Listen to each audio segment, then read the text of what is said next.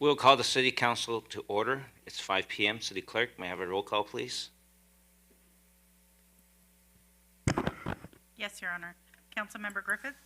Here. Councilmember Kaji? Here. Councilmember Kalani? Present. Councilmember Lewis? Present. Councilmember Matucci? Here. Councilmember Sheikh? Present. Mayor Chen? Present. The council will now recess a closed session to confer with City Manager and City Attorney on agenda items listed under 14A, Public Employee Performance Evaluation, 14B, Real Property, Conference with Real Property Negotiator, 14C, Conference with Labor Negotiator, and 14D, Conference with Legal Counsel, Anticipated Litigation. The closed session on these matters is authorized by California Government Code Section 54957B1, 54956.8, 54957.6, and 54956.9D4. Thank you.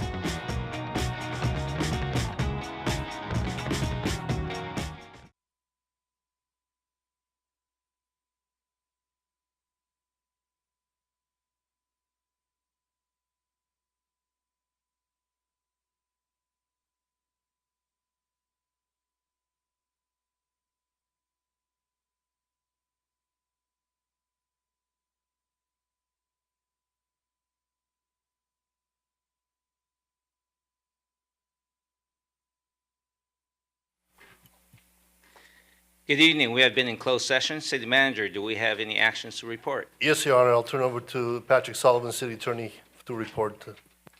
Yes, Patrick Sullivan, City Attorney. In closed session this evening, the City Council unanimously voted to join the City of Whittier's lawsuit against the zero bail schedule that's been put out by the LA County Superior Court. I do not have a case number because it's been transferred to the Orange County Superior Court, but we'll have that available in the City Clerk's office. Thank you. Anything else, City Manager? No further updates. Thank you, Your Honor. Thank you. We will now reconvene our City Council meeting. I'd like to welcome everyone joining us in this council chambers, along with anyone watching remotely. Item 2, flag salute and invocation. Is there anyone here in our audience who is a military veteran? Please stand or raise your hand so that we may recognize you.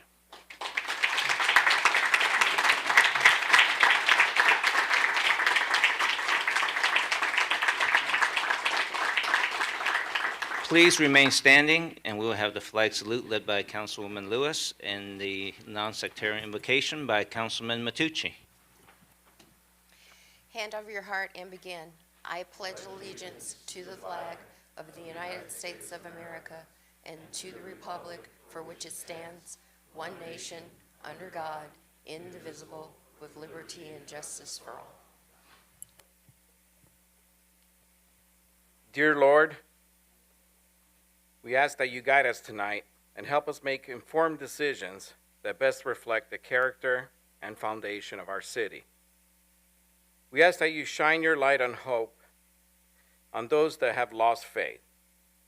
We ask that you keep a watchful eye on our residents, our businesses, our first responders, our city workers, management, and above all, our children. We ask that you show your grace to those in need around the world and let them know that good will always prevail. As written in Romans 12:21, do not be overcome by evil, but overcome evil with good. May these words lead us all. In your name we pray. Amen.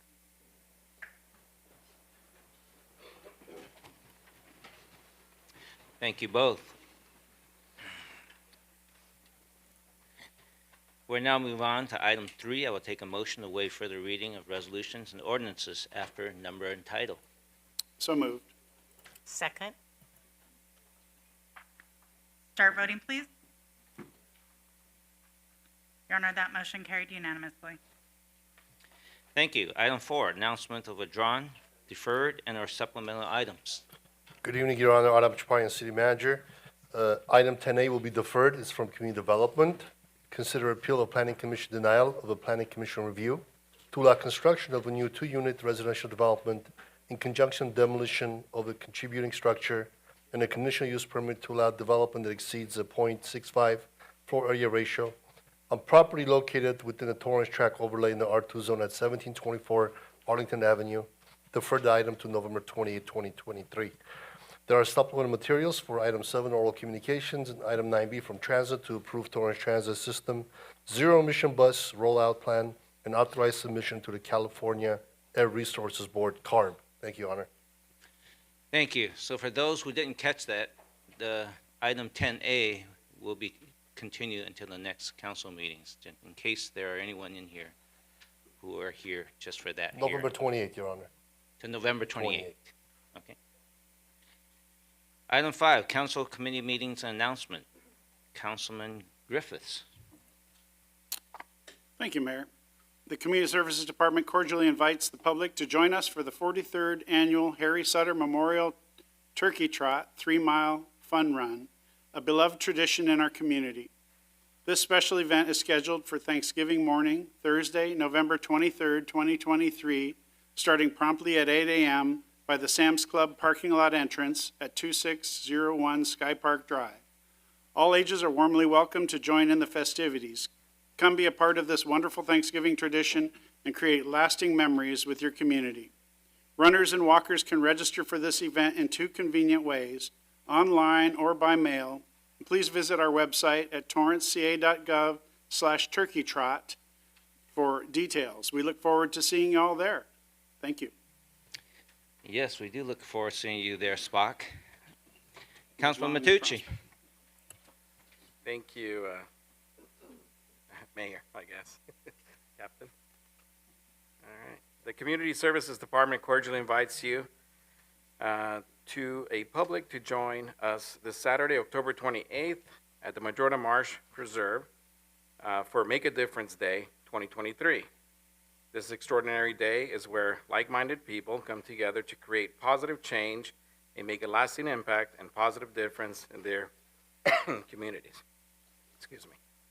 Whether volunteering, organizing charitable projects, or engaging in acts of kindness, this annual nationwide event presents an incredible opportunity for everyone to contribute their efforts towards creating a brighter future.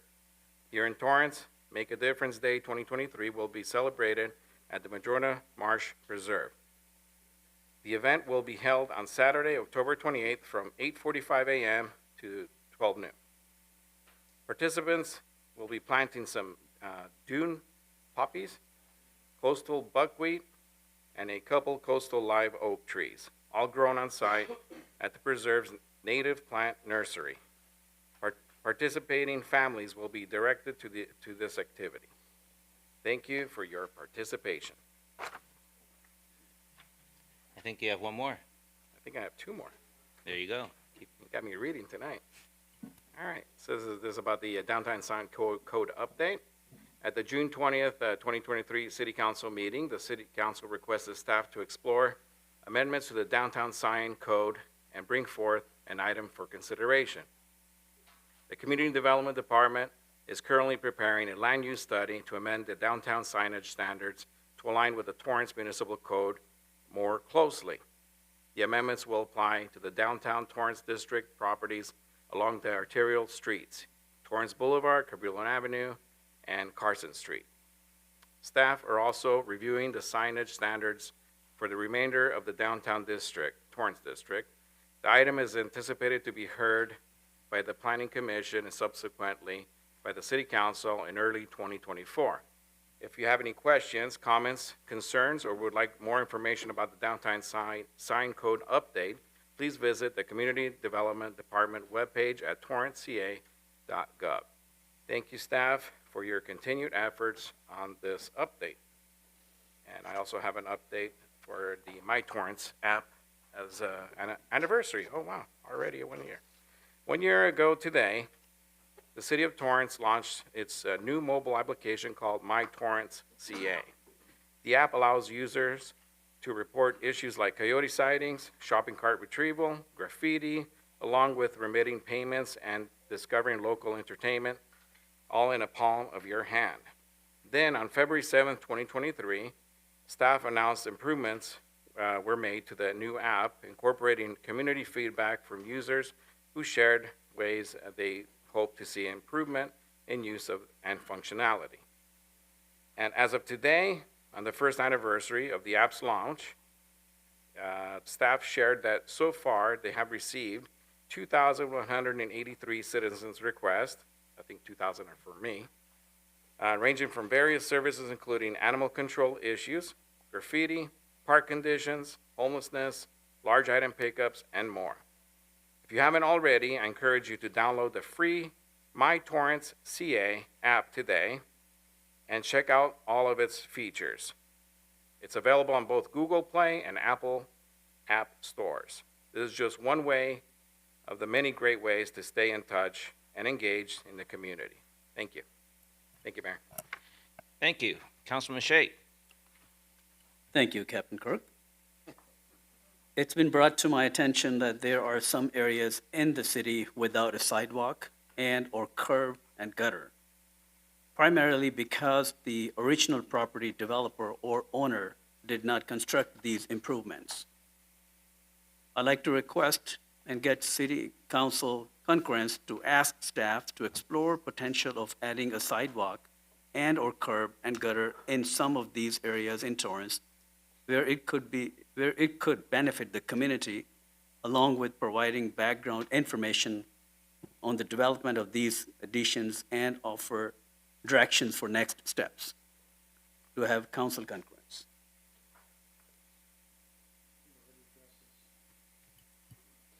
Thank you. I think we got a 6-1 on that. Councilwoman Kalani. Thank you, Mayor. I've received several residential concerns regarding excessive noise and traffic associated with Sur La Brea Park's dual use of the tennis and pickleball courts. With City Council concurrence, I'd like to request an overview by the Park and Recreation Commission regarding the allowable radius of dual-use courts adjacent to homes. This review will allow both residents and pickleball players the opportunity to discuss the issues related to the current use in various parks throughout the city. Please, I would request council concurrence. Thank you. Looks like a 7-0. Thank you. City Clerk. Thank you, Your Honor. The next City of Torrance general municipal election will be held on March 5th, 2024. Residents who live in City Council Districts 2, 4, and 6 will be eligible to vote for their council member in their district. The City Clerk's election webpage has been updated and with candidate intentions filed with the City Clerk's office so far. If you are interested in or considering running for office, please contact the City Clerk's office to make an appointment to discuss and receive a preliminary packet with information on running for office. The actual nomination period opens by appointment only on Monday, November 13th, and will end on Friday, December 8th. And there's only one appointment left for Monday, November 13th. So please call the City Clerk's office and make an appointment. Thank you, Your Honor. Thank you. Fire Chief Dumais. Thank you, Your Honor. Good evening, Mayor and Council. David Dumais, Fire Chief. We would like to remind the community that the Torrance Refining Company will be conducting the monthly test of the Community Alert Siren System on Wednesday, November 1st at 11:30 a.m. That's 1 week from tomorrow. As a reminder, this is only a test. The test is described as follows. A 1-minute all-clear chime will precede the 2-minute siren tone test. Total test time will not exceed 5 minutes. It is important to note the siren tone carries a greater distance that may be heard beyond the reach of the chimes. During an actual emergency, when you hear the sirens, we encourage the community to take action to shelter, shut, and listen for instructions from the city. Shelter in place means if you are outside while at home, go inside. Close all windows, doors, vents, and turn off air conditioning. Listen for instructions from local cable, radio, social media sites, and through Torrance alerts. If driving, continue to drive. Close all windows and vents, set air conditioning to recirculate. Turn your radio to 1620 AM city sounds for local instructions. Listen for the chimes that signal the all-clear message to signal the emergency is concluded. For additional information regarding the community sirens, please contact the Torrance Refining Company Community Relations at 310-212-1852. That's 212-1852. We also encourage the community to sign up for Torrance Alerts, which is Torrance's emergency notification and warning system. For more information regarding Torrance Alerts, please go to the city's webpage. Thank you, Your Honor. Thank you. We're now at item 6A. Is a resolution honoring fire engineer Michael Enfield upon his retirement from the city of Torrance after 30 years of service. At this moment, I would like to ask Mr. Enfield to please come to the podium before we start reading the proclamation.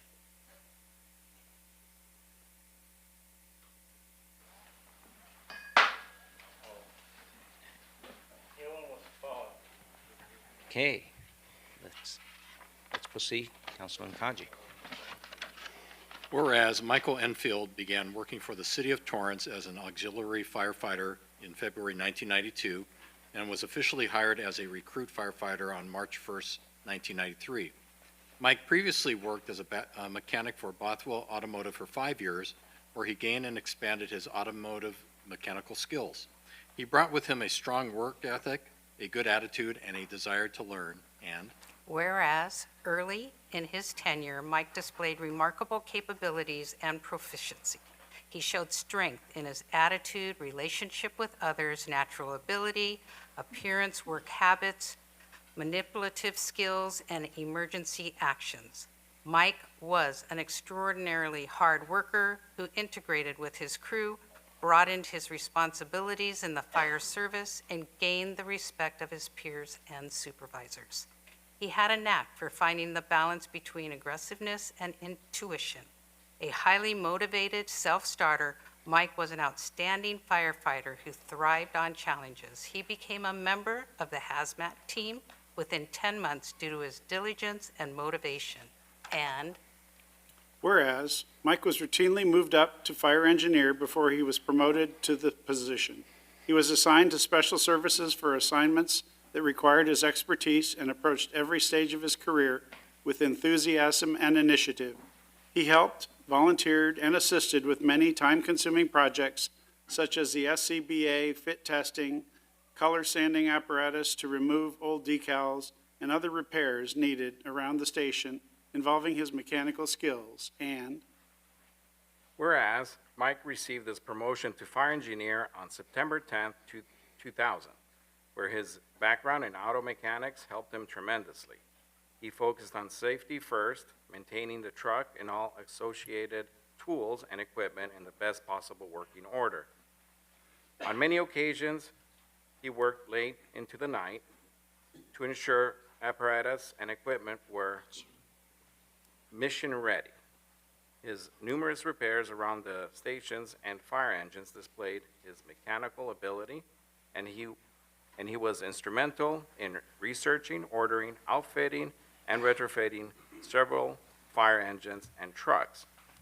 He was a member of the apparatus committee and provided technical information and training to all shifts for all new engines, including riding trucks operations and pumpers, SOGs. Mike served as a move-up captain several times due to his leadership skills. His attention to detail, proactiveness, and overall positive attitude kept morale high. And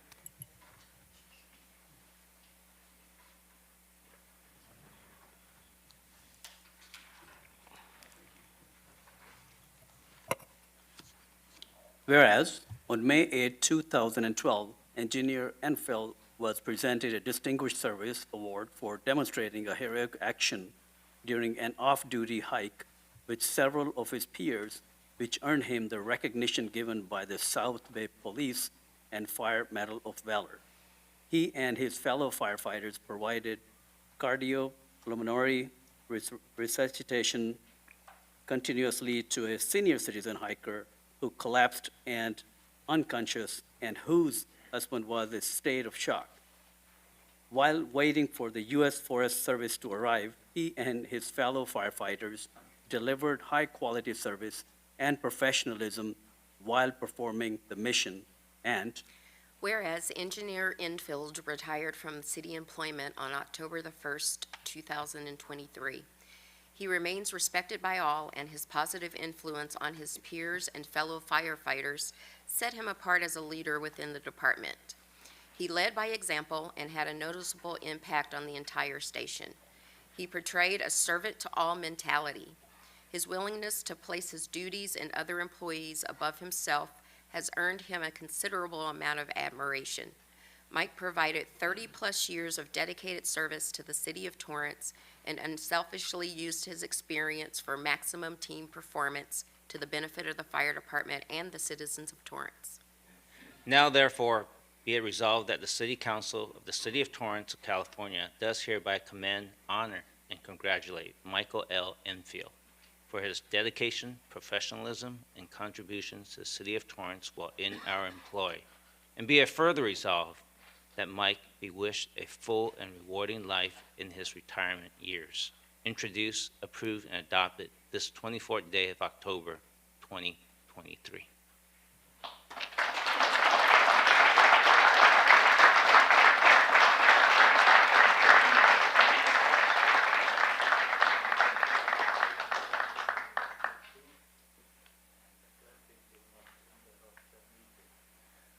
At this moment, do you have some words that you want to share with us? And then I'll ask Fire Chief if he has some words. I have a couple real quick. Honorable Mayor, council members and staff, 30 years ago, Chief Adams took a chance on a 22-year-old kid who had a desire to serve the community. And I've spent the last 30 years serving with an open heart. I grew up in Torrance and I have lived here most of my life. It's inevitable that things will change through our lives, and a lot has changed in the department and in the city over the last 3 decades. I'm glad to have been able to be a part of it. I'm glad I was given the opportunity to learn and grow and put my talents to work to help make things better. Through my career, it has taken a strong wife at home to keep everything going while I was gone for days. So thank you, Michelle.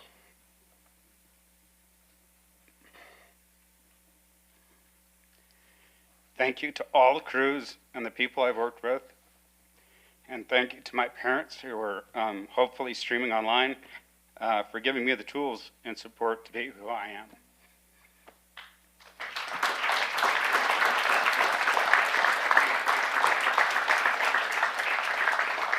Fire Chief Dumais, you have a few words you'd like to share? Yes, thank you, Mayor.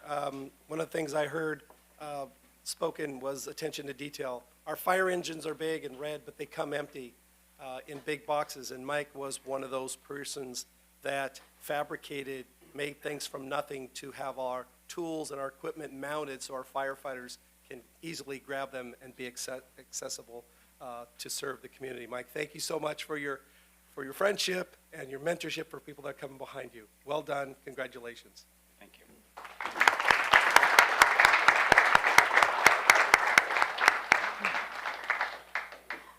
At this moment, I think we'll have a photo. Mayor, do we need to make it official? Yeah. We need a number and title. Yes, Your Honor. This is resolution number 2023-103, a resolution of the City Council of the City of Torrance, California, honoring fire engineer Michael L. Enfield upon his retirement from the city after 33 years of service. Move to adopt 2023-123. Second. My vote will be a yes. Thank you, Your Honor. Start voting, please. Your Honor, that motion carried unanimously. Now it's official. Now it's official.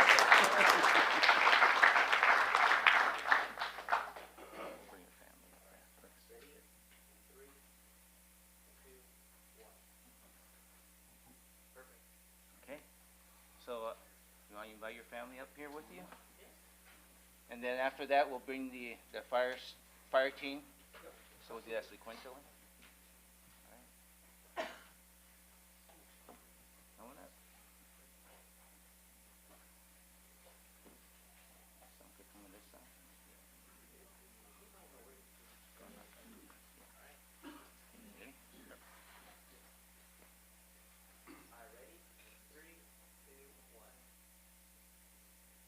Ready? Okay. Congratulations, fire team.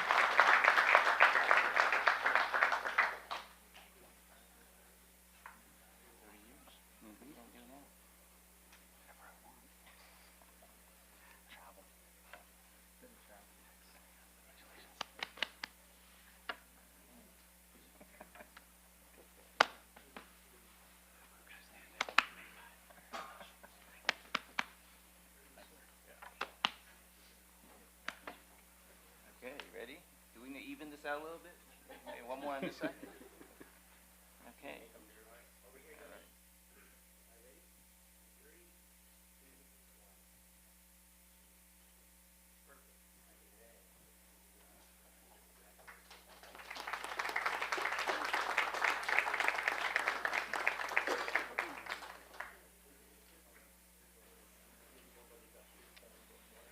Item 6B, a proclamation declaring the month of November 2023 as Torrance Education Foundation Month in the city of Torrance.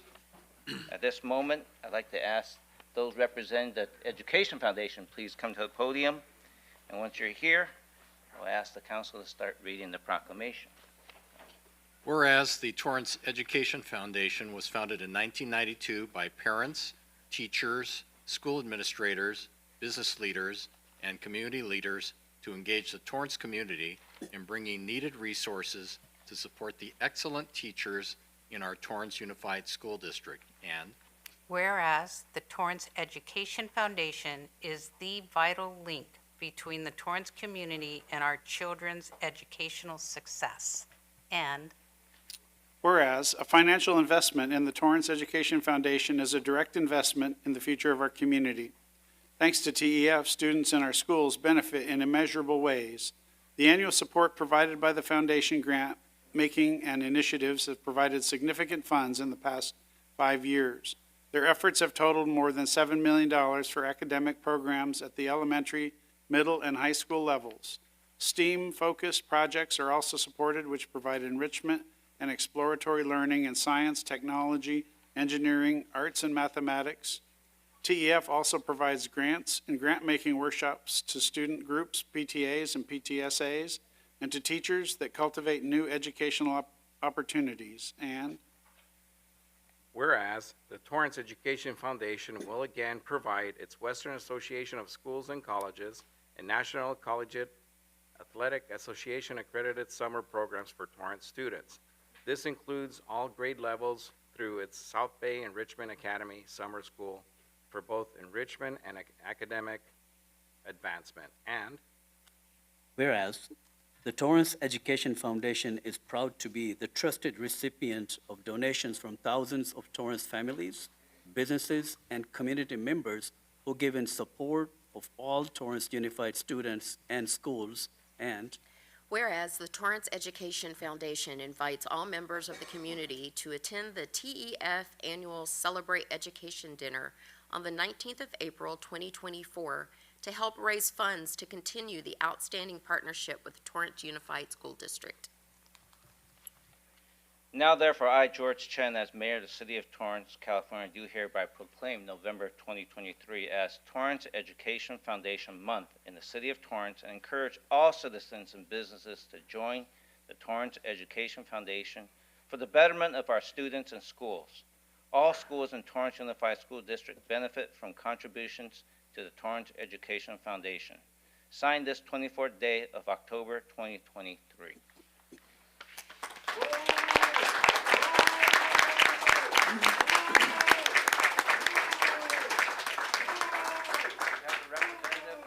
Foundation would like to say a few words? Of course we do. I was going to ask Councilmember Shake to join us because he is a member of the board. I'll introduce the board that is here. Novelette Witt is next to me. Patrice LeFay, also Mary Hoffman, Robin Comer-Tao, David Zeigelbaum, and Councilmember Assam Sheikh. I think that's everybody. Did you get Nicholas? She was number one. You're disrupting our meeting. Please be quiet and let us conduct our business. That's the last warning. Well, thank you, Mayor Chen, and thank you, Council, for acknowledging the Torrance Education Foundation for November month. It is actually the month where we raise more capital by going out to the community asking for memberships and going for sponsorships. So we dedicate the entire month of November to doing that. We've been doing it for 32 years, as the proclamation indicated. I want to thank especially the Torrance Refining Company. They put up a billboard at Del Amo and Crenshaw today, acknowledging also that this is our month coming up in November. And it's so very important to raise funds because we add that extra special thing to the education of our children. And anytime we can put something in to make it better, it's a win-win-win situation. Timely enough is this Sunday is the Skechers Walk, which is the largest fundraiser for school districts in the whole entire South Bay. I want to brag a little bit as the Torrance has been number one for the last 5 years, and I expect that we will be number one again this year. But that walk alone allowed us to raise almost $390,000 in that one day. So I encourage everybody to sign up to do the Skechers Walk. It's $30. The money goes directly to your school, but passes through the Education Foundation so we can grab credit with Skechers Foundation. And the way you sign up is you can call 310-972-6970 or go onto our website. That's TEF, the number 4, kids.org. Again, that's TEF, the number 4, kids.org. I'm sure you're going to enjoy that. And I usually end this with the saying that an investment in TEF is an investment in your children and their children's future. But tonight I think I should send it, live long and prosper. All right. Get together for a photo. Thank you.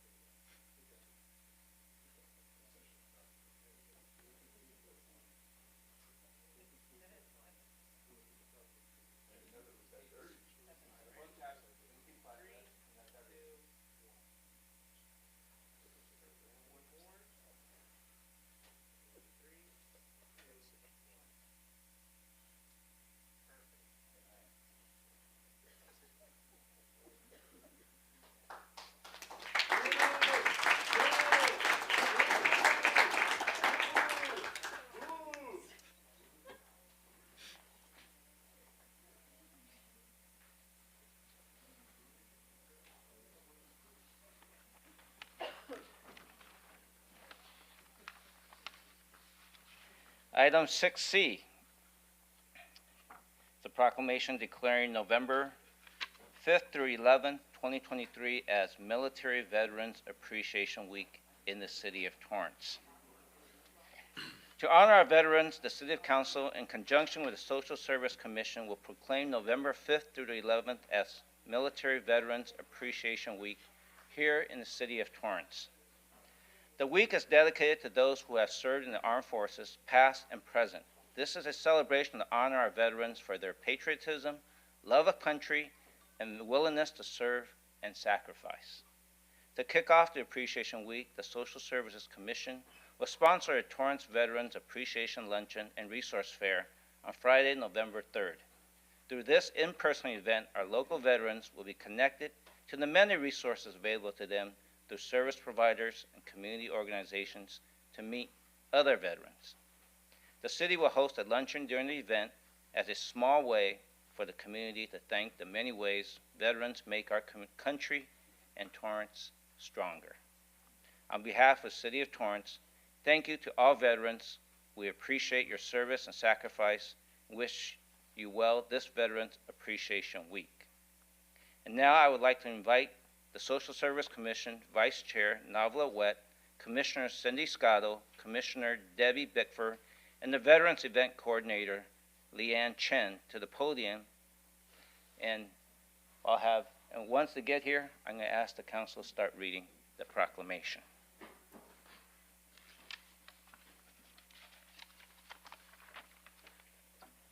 Whereas Veterans Day is for all those who have served in the armed forces and protected our nation's freedoms.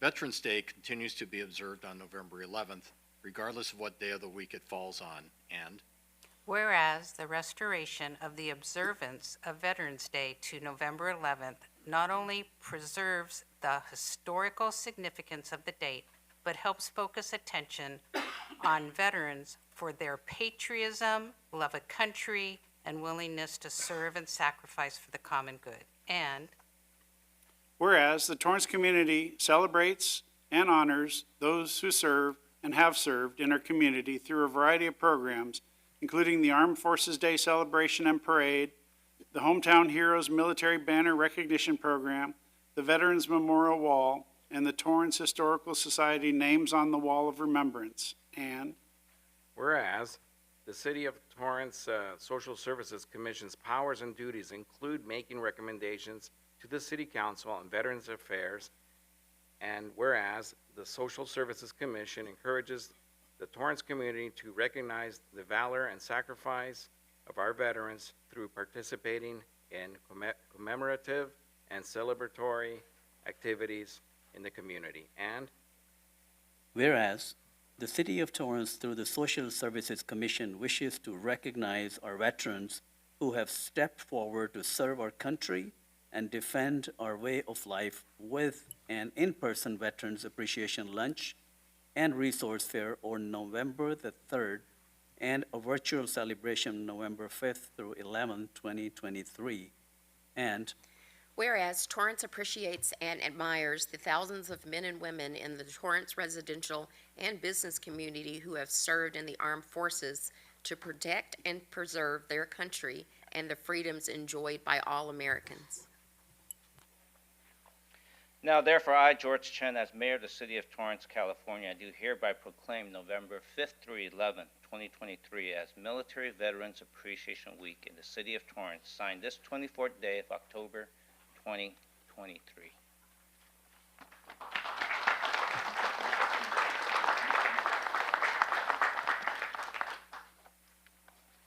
Okay. Commissioner Witt, do you have some words to share with us? Yes, I do. Thank you, Mayor. Thank you, Honorable Mayor Cheng, members of the City Council, for this proclamation. My name is Novelet Witt, and I am the Vice Chair for Social Services Commission. This evening, I'm joined by Commissioners Commissioner Bickford, and the event coordinator, Leanne Chen. To cordially invite our community's veterans to our Veterans Appreciation event. This event is on Friday, November 3rd from 10 a.m. to 1 p.m. The event begins with a resource fair at 10 a.m. where veterans will have an opportunity to learn about services offered through providers such as the Veterans Affairs LA Regional Office, Employment Development Department, Veterans Division, Veterans Peer Access Network, and the Stephen A. Cohen Military Family Clinic. Just a little before noon, an appreciation luncheon with entertainment and open mic will be held. Each veteran may bring one guest to the event. Please RSVP your participation to the Torrance City Manager's Office by Friday, October 27th at 310-618-5880 or Social Services Commission at torranceca.gov. Thank you. Thank you, Commissioners, for coordinating this annual event to celebrate our veterans. And now for a picture. Okay.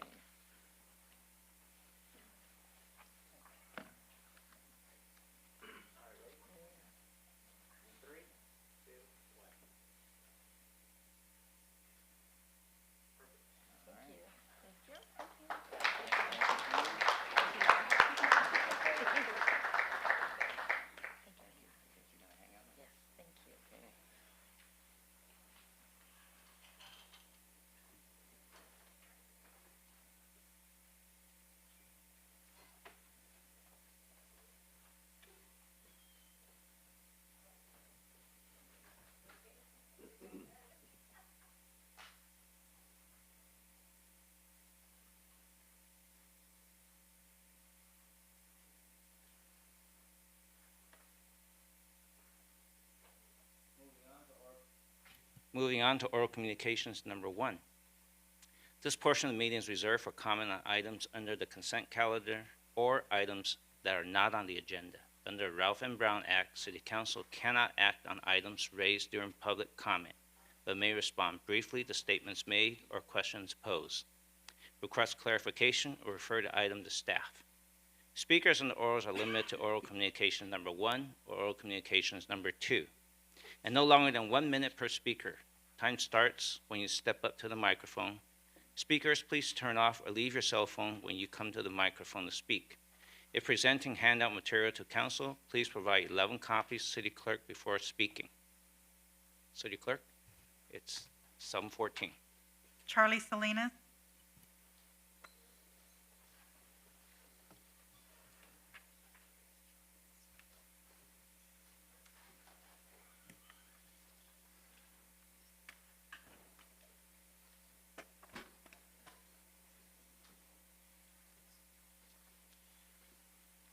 Good evening, everyone. Tonight, I'm speaking on behalf of the Stephen A. Cohen Military Family Clinic. This is a unique that they treat the whole family now rather than the combat veteran just by himself, and it's proven highly successful. We're doing a food and monetary donations for Thanksgiving 50 meal baskets, and the address is 20800 Madrona. That's just about a block away from here in the first floor of the Kaiser building, and it's C100 90503. And I would like to say, if you don't choose to serve in the military of the United States, please support those who do.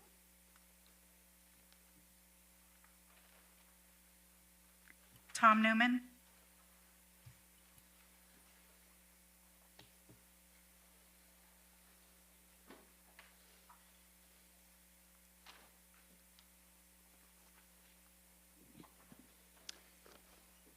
Yeah, I want to say thank you for supporting a quieter, safer airport. That was a great meeting that you had last week. Councilman Sheikh, you did a marvelous job heading up the meeting, chairing the meeting, whatever you want to call it. And so I, for one, will say thank you.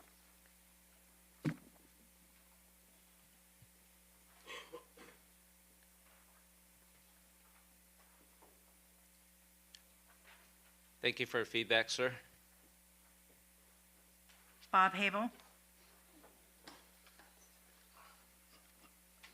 Good evening, City Council members. My name is Bob Habel. I'm a board member of the Torrance Police Foundation.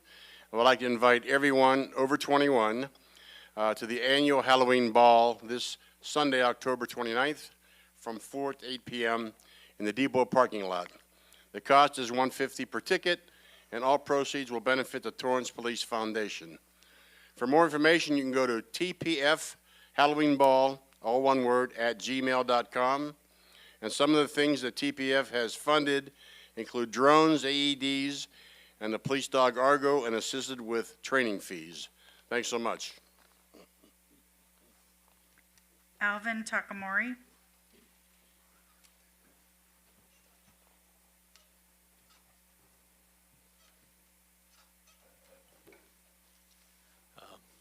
Hello, Captain Chen and crew. I'm here to talk about the proposed telecommunications facility at 2124 Redondo Beach Boulevard. You know, if I had some confidence that Crown Castle had actually researched for a more feasible alternative site beyond the immediate property, and if there had been a third-party outside telecommunications consultant who had researched whether the claims of Crown Castle were in fact accurate, I would have felt a lot better about the decision that was made on this matter. And barring that, I would hope that those of you who voted against my appeal would reconsider your decision and allow for that more extensive research to take place. Thank you very much. If I could add one last thing, you might consider adding a step back for cell towers in the future to avoid the situation that we faced at the beginning.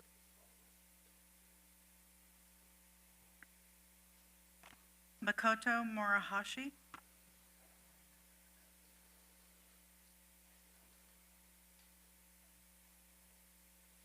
Hi, good evening, council members, and Mr. Kaji from District 1 that he represents for us. It's about the 5G cell tower. Like, Starfleet doesn't approve of alien technology because of, because like 5G is inherent danger, and then Crown Castle is a shell, CCTMO is a shell corporation that is, hiding, facts, and this is not kosher. And also, I saw on video that closed door meeting session is like, it's not kosher because we don't know what's going on, and we have to be more transparent on what's going on, and we'd like the council to reconsider.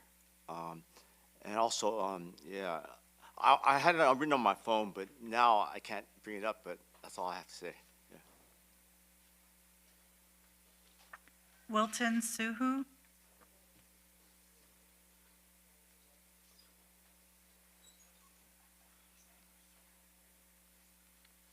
Good evening. Love your outfits. It's regarding the cell tower, same subject.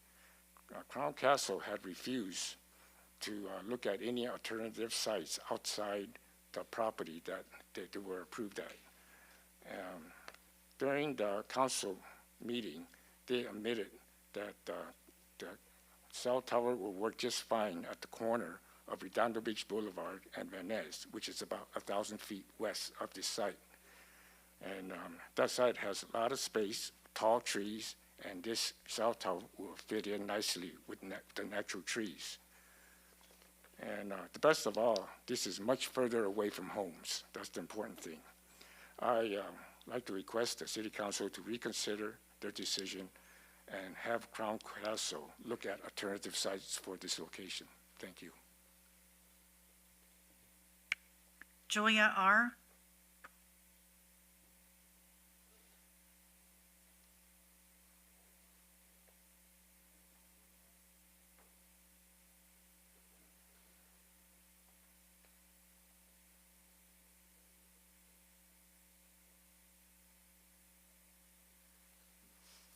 As we enter the holiday season, I can't help but reflect on the fact that we are approaching 5 years since Christopher was murdered.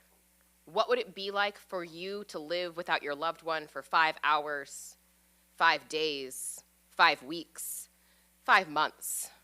let alone 5 years. 5 years since Anthony Chavez and Matthew Concannon thought they could be judge, jury, and executioner all within 15 seconds.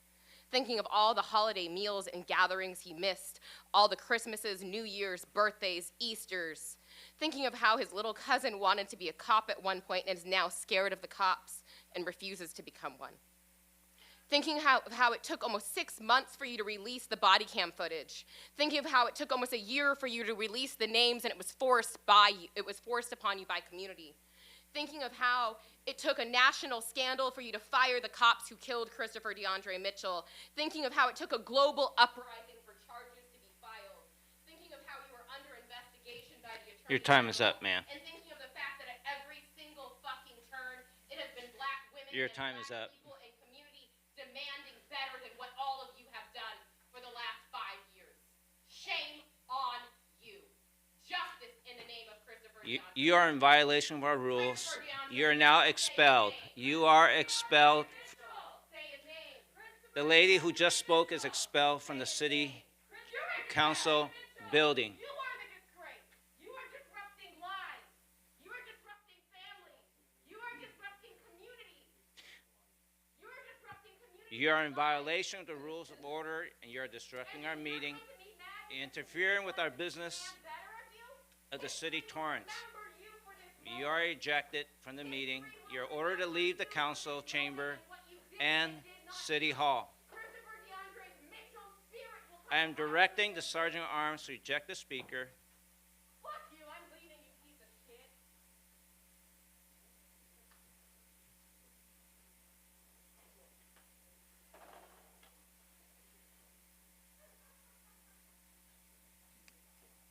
We still have a few minutes.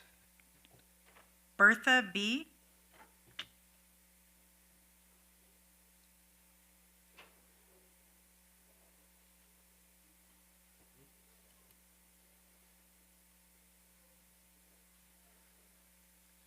Good evening. Council members, I'm just here to make a motion to reconsider the cell tower being built on Redondo Beach Boulevard. Please, it is very important. There's a lot of children that are around. I am pretty sure that if you live where I live, the first thing you do, you open the door, that's what you're gonna see. And it's not a beautiful sight, and it's not good for the kids. The environment's really bad. They lie to you, and you guys believe them. I know at one point I felt that really happy because I thought you guys were going our way, and then you went behind doors, and then totally disappointed. Please reconsider. Thank you. Sandy Reagan.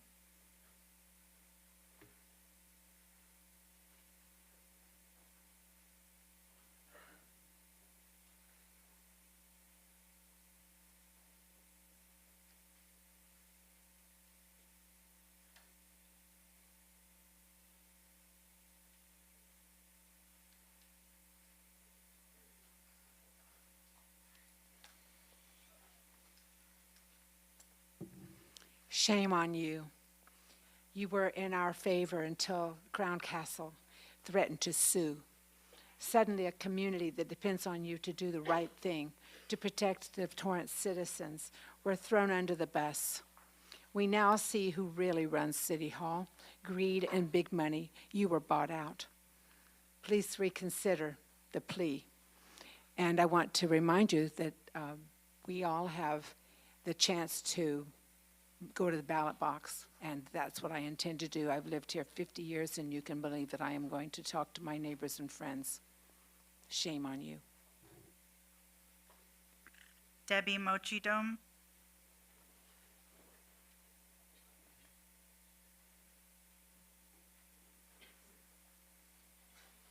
Hi.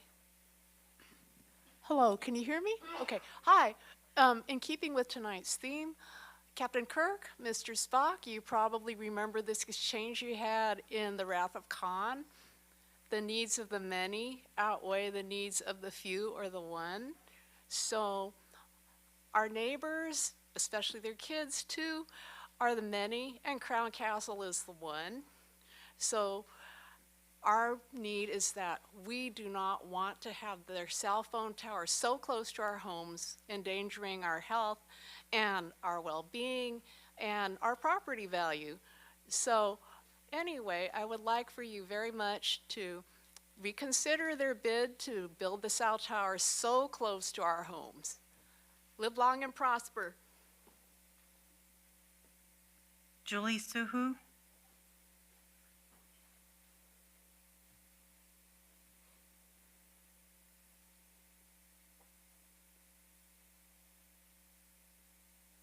Hi, good evening, City Council members.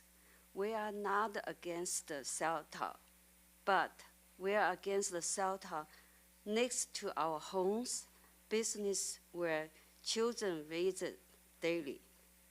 What difference would it make to move the cell tower a few hundred feet across the street? Please reconsider your decision for cell tower sites. Thank you. I think we'll take one more, City Clerk. Carrie. This will be the last speaker.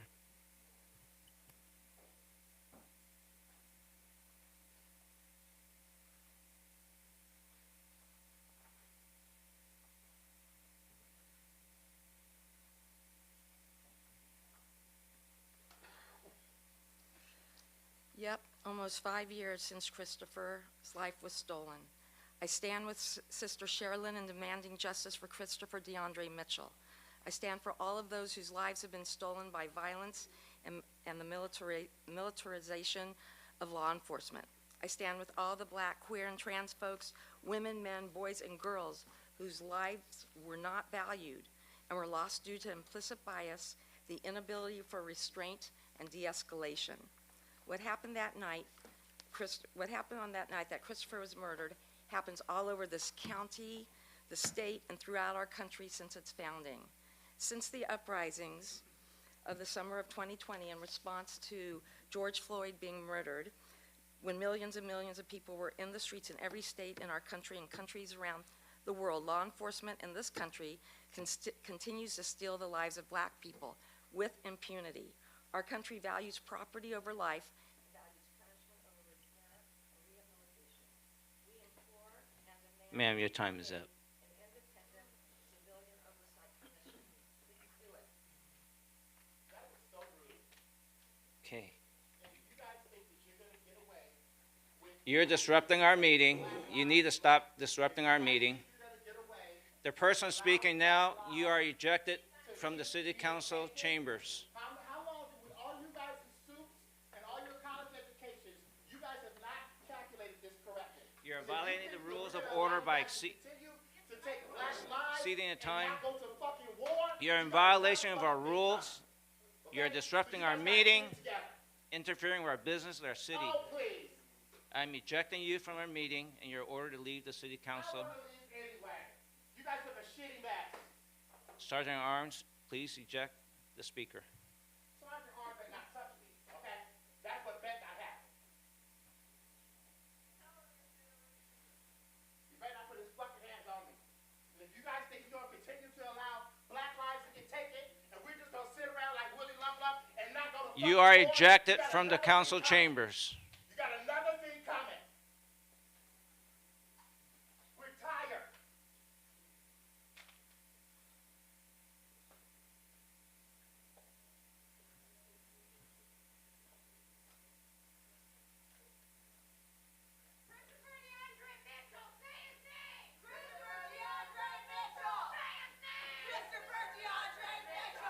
Please close the council chambers.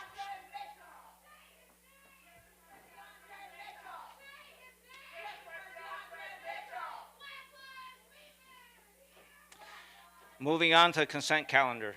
Do any members wish to pull any items listed on the consent calendar? If not, I'll take a motion to approve the consent calendar. Motion to approve the consent calendar? Second. Oh.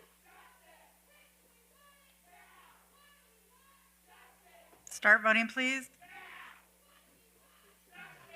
Your Honor, that motion carried unanimously.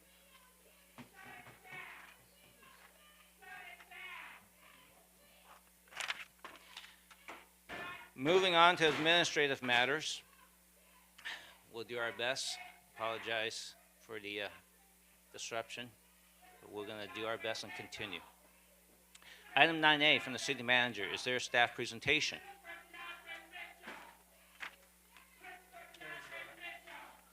Benjamin Brown, management aide with the city manager's office. Item 9A is a recommendation of the city manager that the city council declare the following Tuesdays as city council dark nights from January 1st, 2024 through June 30th, 2024. January 2nd, January 16th, January 30th, February 13th, February 20th, March 5th, March 19th, April 2nd, April 16th, April 30th, May 14th, May 28th, June 11th, and June 25th. Traditionally, city council meetings are not conducted after a Monday holiday, and in 2021, the city council approved additional dark nights that have resulted in, on average, 2 city council meetings per month instead of weekly meetings. This has allowed more time for the public to review agenda material prior to council meetings and provide feedback. This also allows the city council to hold additional meetings on an as-needed basis. Please note that these dates, if approved tonight, can be modified by your honorable body on a future item. Thank you, and staff is available for any questions. Thank you. Are there any questions from the council? Yes, I have one. Councilwoman Lewis. Thank you. When we do bring this item back on April 2024, I want to make sure that we're considering that allowing time for non-extended council meetings to allow the public to be able to participate. I understand everyone leads busy lives, but waiting to do important matters so the public can be heard at 11:30 to 1 o'clock in the morning just isn't where we should be as a council meeting. So I don't know if that would be that we add maybe a third meeting that's all closed session items, or what we could do to get things that are important to the community heard earlier during the meeting. That's something that I would like to see coming up. Those options are always available, Councilwoman. I'm the city manager. As council directs, we're mindful of agenda management. And as matters come before you, mayor and council can determine to move items before. And if we do have matters that will require further community engagement, we can request additional meetings. Thank you. Councilwoman Kalani. Thank you. At the very end, Mr. Chaparian answered the question, just confirming that any time we can request additional meetings if we need it. Absolutely. Thank you. Councilman Matucci. Yes, I just wanted to let the public know, we're still maintaining the minimum of 2 council meetings, because there's some messages that I received, oh my gosh, you guys are canceling even more meetings. We're not. We're still maintaining the minimum of 2 per month, and we're gonna add meetings as needed. Yes, sir. You know, as Councilwoman Lewis said, I'm also in favor of not putting very important items at 1 o'clock in the morning, type of thing, you know. So if we can avoid, you know, stacking the agendas heavily on when we know we have, you know, controversial, whatever you want to call.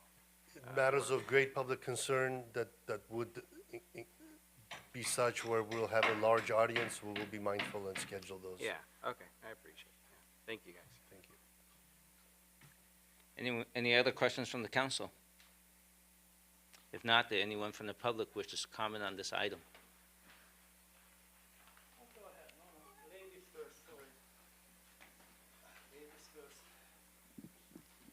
I would like to echo Councilmember Lewis. Thank you for that, bringing up that important point, as well as I'd like to bring up the possibility of having hearings on a separate council meeting. That way, if they are matters of great public interest, they have their own meeting. So alternating meetings as hearings and other items Thank you. Thank you. Anyone else from the public wish to speak on this item?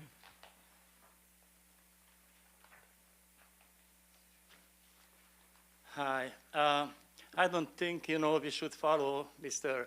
Shaparian's suggestions. We should have meeting as we used to 4 times a month and not be here till midnight. And I don't think Mr. Shaparian qualified for setting up this meeting. And that's a disgusting thing. You guys go ahead with it. We used to have 4 meetings, remember? We used to have 3 minutes to speak, remember? And you are kicking me out, Mr. Chan. You just put yourself in the middle of my interest.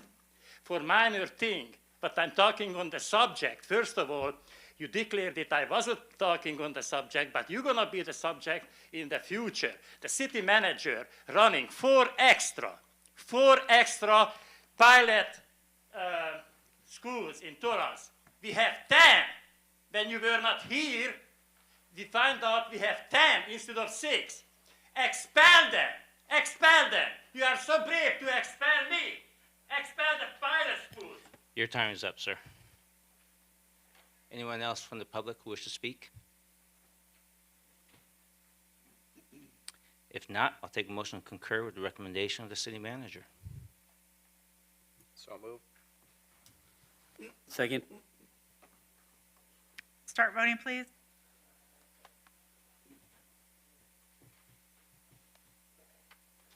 Your Honor, that motion carried unanimously. Thank you. Item 9B from the Transit Director. Is there a staff presentation? Good evening, Honorable Mayor and Council members. David Mock, Transit Department. Item 9B is requesting your honorable body's approval of Torrance Transit zero-emission bus rollout plan and authorization to submit the plan to the California Air Resources Board, also known as CARB. Hang on, sir. Sergeant Art, please close the door. We can't let the disruptions.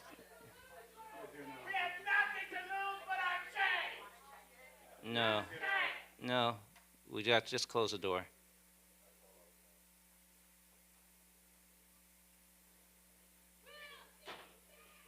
Go ahead and proceed. Thank you.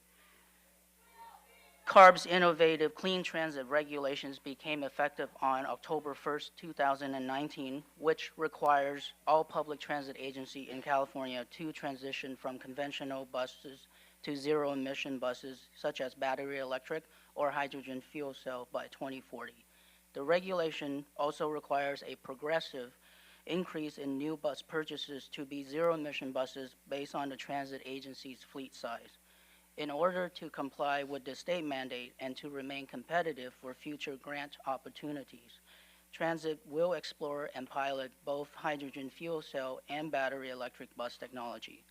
Staff will also continue to work with local businesses like Toyota Tsusho to pilot zero-emission bus technology. This plan is a living document and will be updated as both technologies improve in the future. Staff is available to answer any questions your honorable body may have. Thank you. I believe Councilman Griffiths has a question or a comment. I do. As my character would say, this defies logic. I understand we have a state mandate to require these zero-emission buses, but first of all, I want to thank staff for putting together the answers to my questions in the supplemental. If anyone has had a chance to look at that, it really shows and demonstrates that the cost of moving to zero-emission buses is a significant, over 50% increase in cost, and that doesn't even compensate for the fact that we need additional buses if we go with electric. And I think that we made tremendous strides in the past moving to CNG and improving our air quality and reducing some of our fossil fuel usage. I realize that the desire is to protect the environment, but in my opinion, it shouldn't be at all costs. At what point do we say we are spending too much money and are bankrupting our taxpayers and taking away services that otherwise this money would be going to provide to our communities? Who's paying for all this additional cost? And this is a question I know you can't answer, but I'm just, the state is telling us to do this, but who's paying for it? Is the city paying for these extra costs? And how do we budget for that? And that's a real question. The city has to pay for this, right? The funding would be coming out of state and federal and local Measure M grants that Metro made available for competitive fundings. In addition to that, the state is using some of the funding that comes from the cap and trade program to support agencies within the state so that they can transition to cleaner, better fuel efficient buses like hydrogen and battery electric buses. Yeah, it's great that it's coming from all these different grants and other funding sources, but effectively, they're either raising the cost of everybody's living or they're taking taxpayer money to use to promote these types of programs. I think the state has gone too far, in my opinion. I realize that we can't stop this and we have to support this because it's a mandate, but like so many other things that are happening, the mandates are getting out of control, and it's ridiculous what is being expected of us and the financial cost that's putting a burden on our communities and all of us who pay taxes. It's ridiculous and out of control, and I'm really upset about it, but obviously there's nothing we can do about it here today. It's not the city's fault. Thank you. Thank you. Councilman Shake. Thank you, Mayor. Thank you for the presentation, Mr. Mock. I have a series of questions. How many buses do we have right now? We have 63 buses in our fleet. And out of 63, how many they are ZEB? We have, none of our buses are considered zero-emission buses. We do have compressed natural gas buses that are close to zero emission, but they are not zero emission. What's the plan for phasing out or disposing the ones that we have, and then in the future we're going to acquire new zero emission-based buses? Our plan is, as required by FTA, buses that we currently have will have its use life of 14 years minimum. And so our plans is phasing out the older buses that we have purchased in the past. For example, some of the diesel buses we have as contingency fleet will be phased out first, and then eventually we'll phase out our CNG fleet that we purchased a while ago once they reach their 14-year expiration date.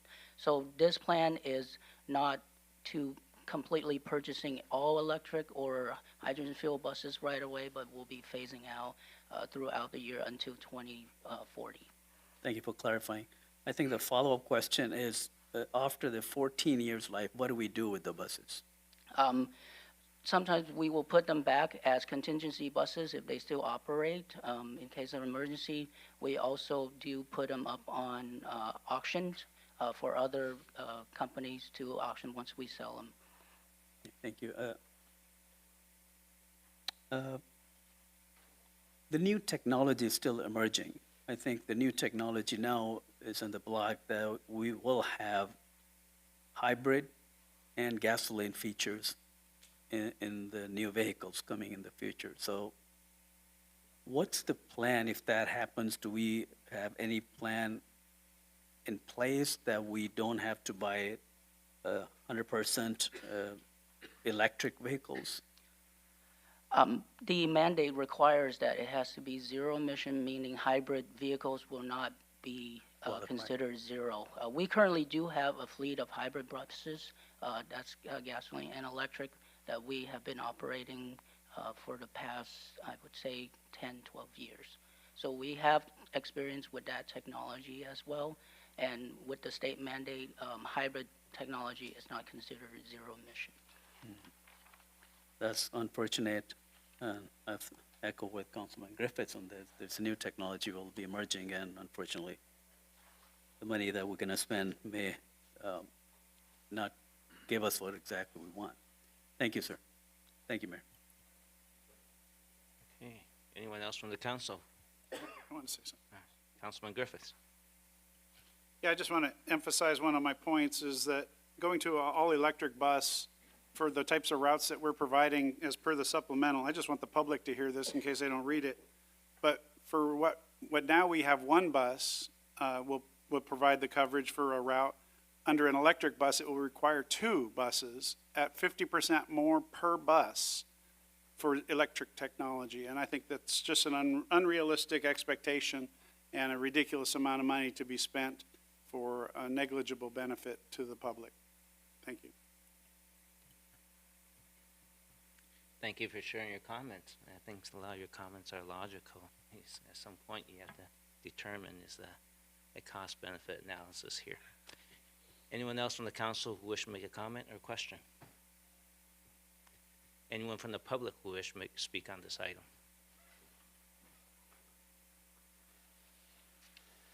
Good thing you brought this thing up because, you know, in these questions, how we're going to pay for it and how we're going to do this, you get the government grants. Hello? You get the government grants. But I understand you have to do this and you have to vote yes on it, but who's going to complain? Do I complain, or you gonna go to Sacramento, or you gonna go to? I see you hanging out with all the officials. All the officials. You're going to Sacramento, accomplish nothing. When they hear, you don't talk to them. The stupidest thing is having electric vehicles, you know, because they run on coal. And when you buy a package of shingles, you find out where is the tar. No tar. Everything is expensive and everything is screwed up. And when did you guys go with the buses? When?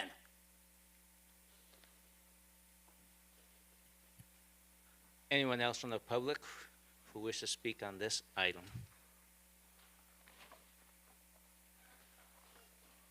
I don't see any. I'll take a motion to concur with the recommendation of the Transit Director. So moved.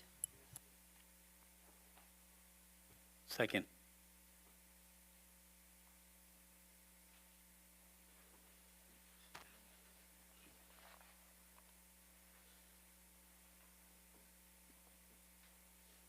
Start voting, please.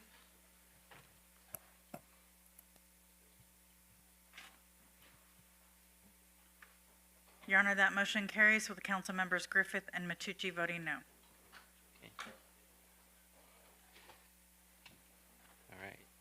Item 9C from the Citizen Development and Enrichment Committee. Is there a staff presentation? Good evening, Mayor, members of the City Council. Carlos Huizar, Management Associate with the City Manager's Office. Tonight's item is a recommendation of the Citizens Development and Enrichment Committee to approve the committee meeting minutes of May 18, 2023, as well as review the appropriated resources to the Neighborhood Coordinated Seaside Ranchos Holiday Lights Display. Next slide, please.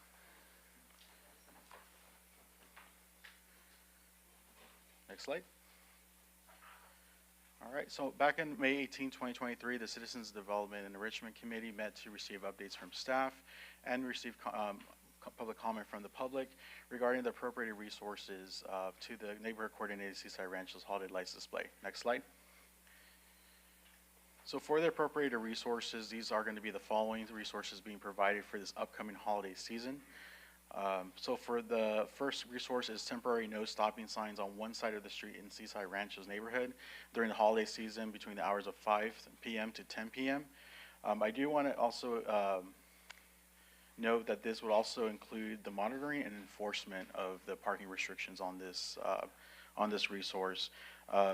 We have alternated basically based on even and odd years so that each year it's a different side of street so that the residents are impacted by the parking restrictions are not affected annually. This expenditure is estimated about $600. Next slide. This is a map just for everybody viewing at home as well as in person. This is just a map showing the locations of the parking restrictions that would be taken in place. My understanding is that the parking restrictions will be installed starting December 4th, and then they would be in effect starting December 8th through January 2nd, and then removed January 2nd of 2024. Next slide, please.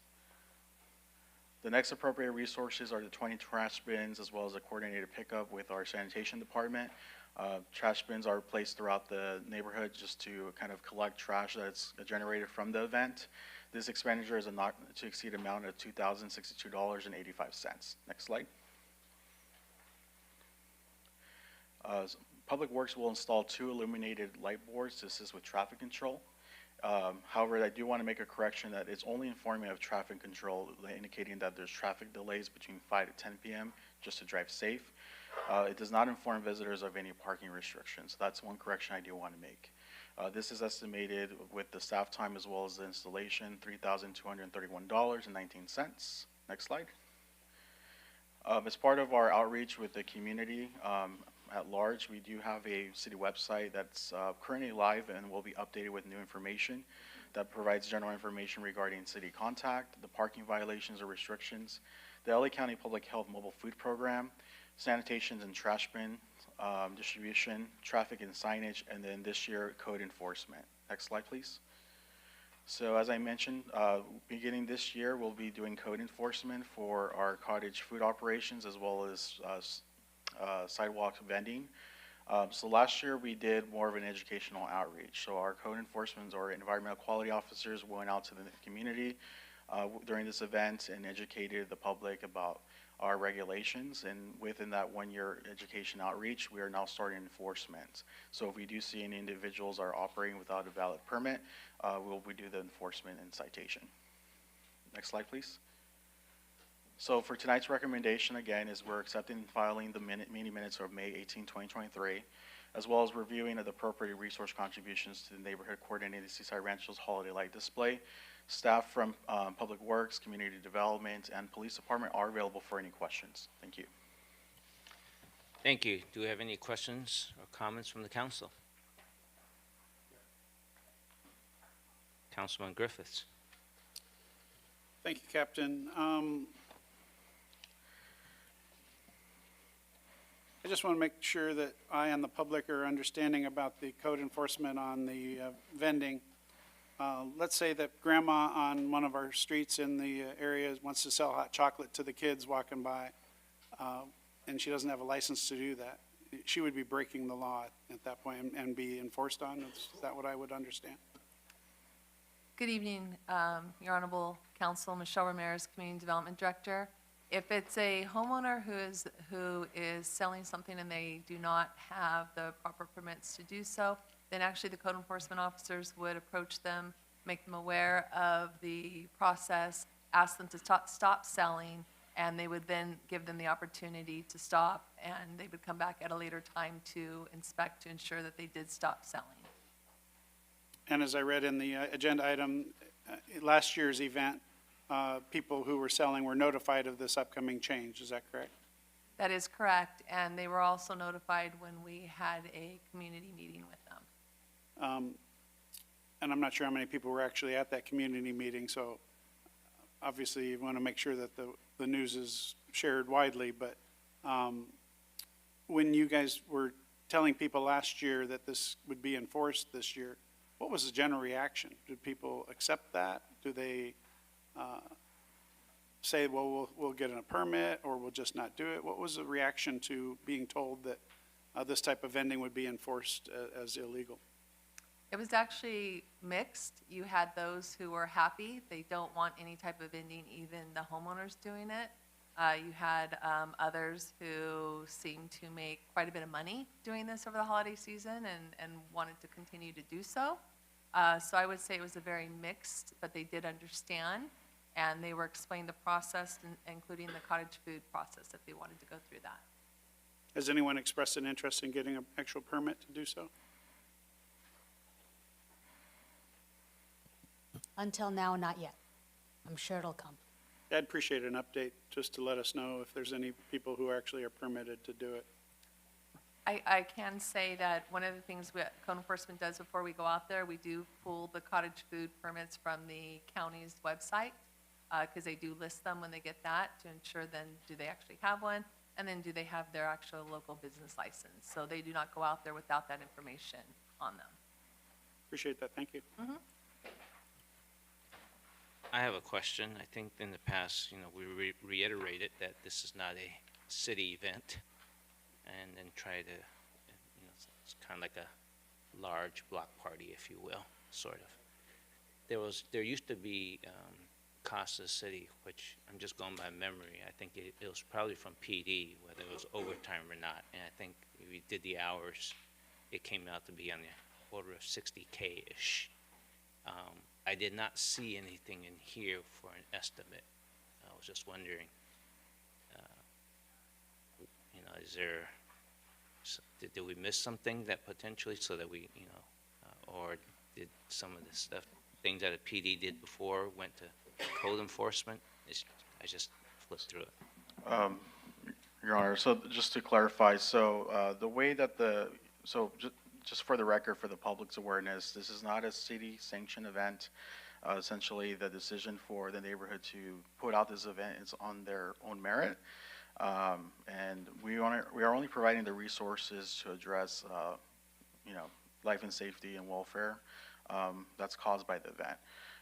The way that this is budgeted in our adopted budget for this next 2 fiscal years is it's budgeted within each appropriate department under their labor costs. So we don't have an exact figure of what the overtime would be for PD, because that's already kind of accounted within their budget. So there's no expenditure for this event because it's already been budgeted for this adopted budget through each appropriate department. So all the numbers in here were already, are also a budget item as well? That's correct. Okay, I mean, I was just trying, if that's the case, we probably should have had it in there just to be consistent. We can include it in the future, Your Honor. Yeah, and this way we just have the whole picture. Okay, anyone else from the council? Councilwoman Kalani. Thank you. Just a quick question. I couldn't remember from our meeting. I apologize. I don't have my notes. But are there any revenues generated from the temporary no stopping sign, no parking signs, or other code violations? So the only revenue that would be generated would be if the city was to issue any administrative citations. But to answer your question regarding the no stopping signs, there's no revenue generated for that. That's essentially at a loss. No cost recovery. Okay, thank you. Okay, I don't see any more council members clicking in. Anyone from the public who wishes to speak on this item?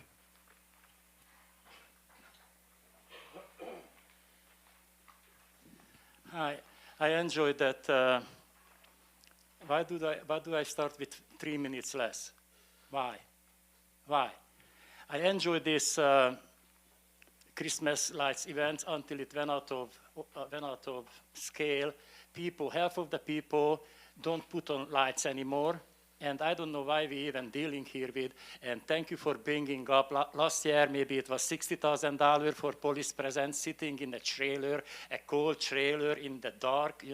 The parking enforcement cannot go any place because the roads are blocked. But we spent the taxpayers' money on a non-sponsored event. $60-some thousand, what you said. I had previously $75,000 spending on the thing. Maybe you should advertise that, and maybe the homeowner association could pitch in because that's their thing. And don't worry about the permits. The private academies have permits illegally. Sir, your time is up.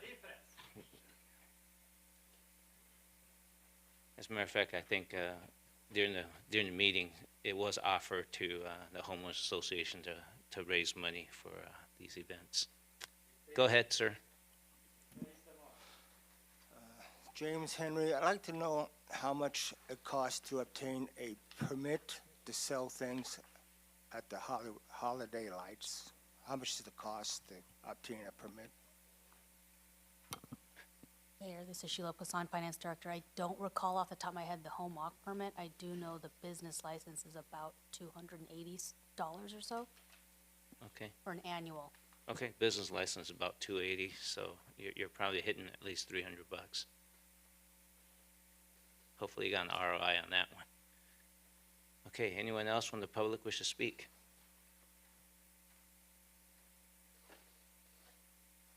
How does the council wish to proceed? I move that we go with the recommendations of the Citizens Development Enrichment Committee and accept and file, and go with the plan as mentioned in the slide. I second. Start voting, please.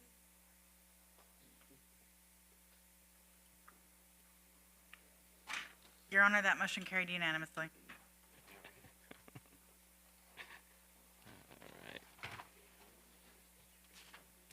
Moving on to item 10, public hearing.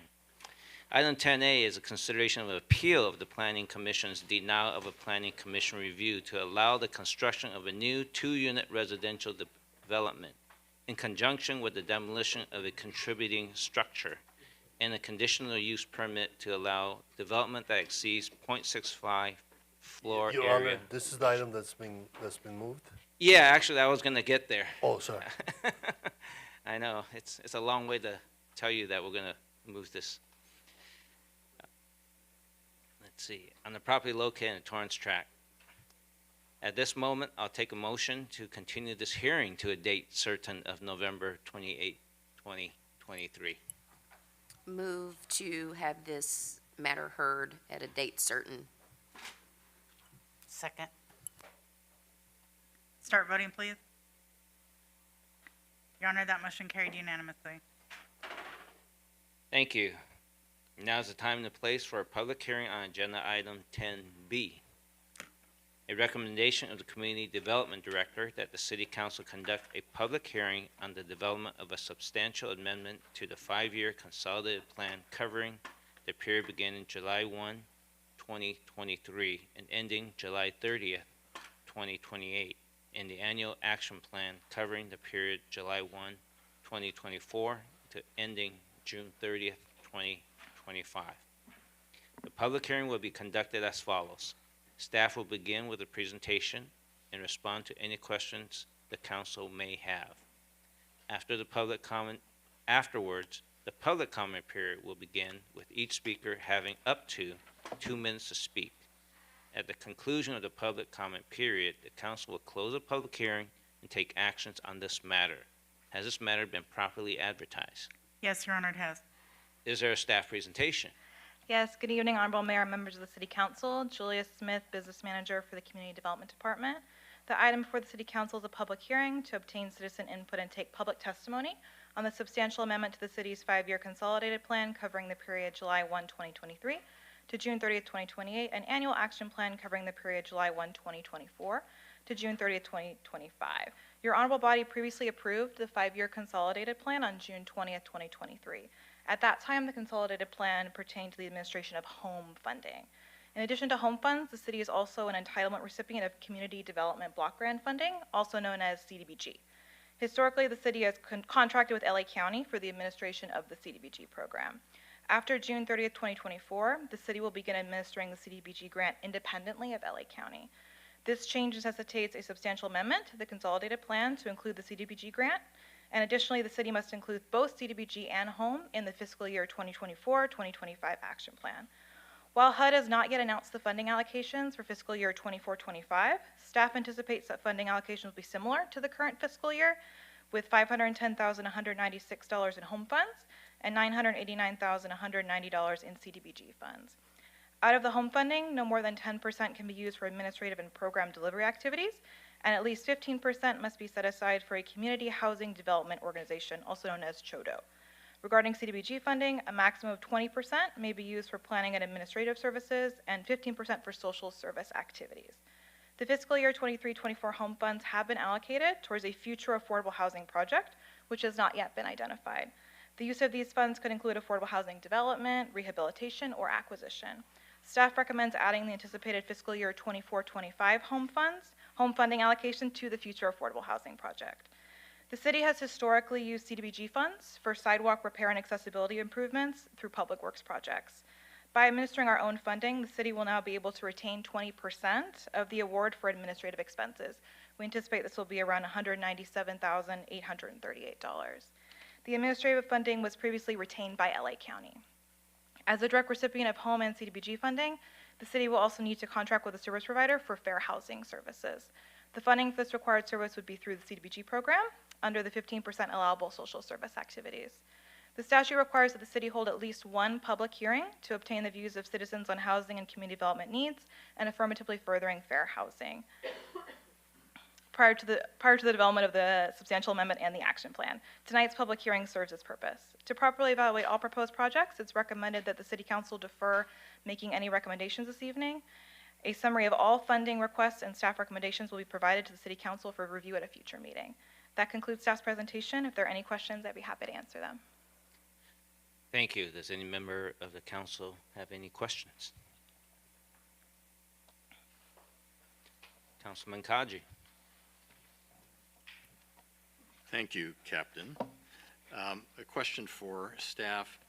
Over the course of our city receiving the block grant funds, how many units of affordable housing has the city been able to deliver? Thank you for your question, Councilman. The city with the CDBG funding has historically only used the funding for sidewalk repair and accessibility improvements, so the funding has not been allocated for affordable housing activities. Thank you. Councilman Sheikh. Thank you, Mayor. Thank you for the presentation. I have a couple of questions on this item. First, if you could elaborate, what is the main benefit of bringing this item in-house rather than giving it to LA County?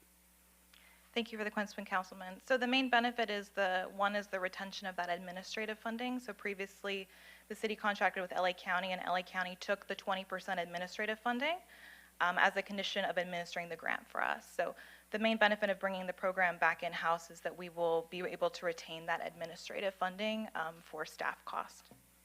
So in other words, last year we obtained about $510,000. Now next year we'll be able to additional $10,000-15,000.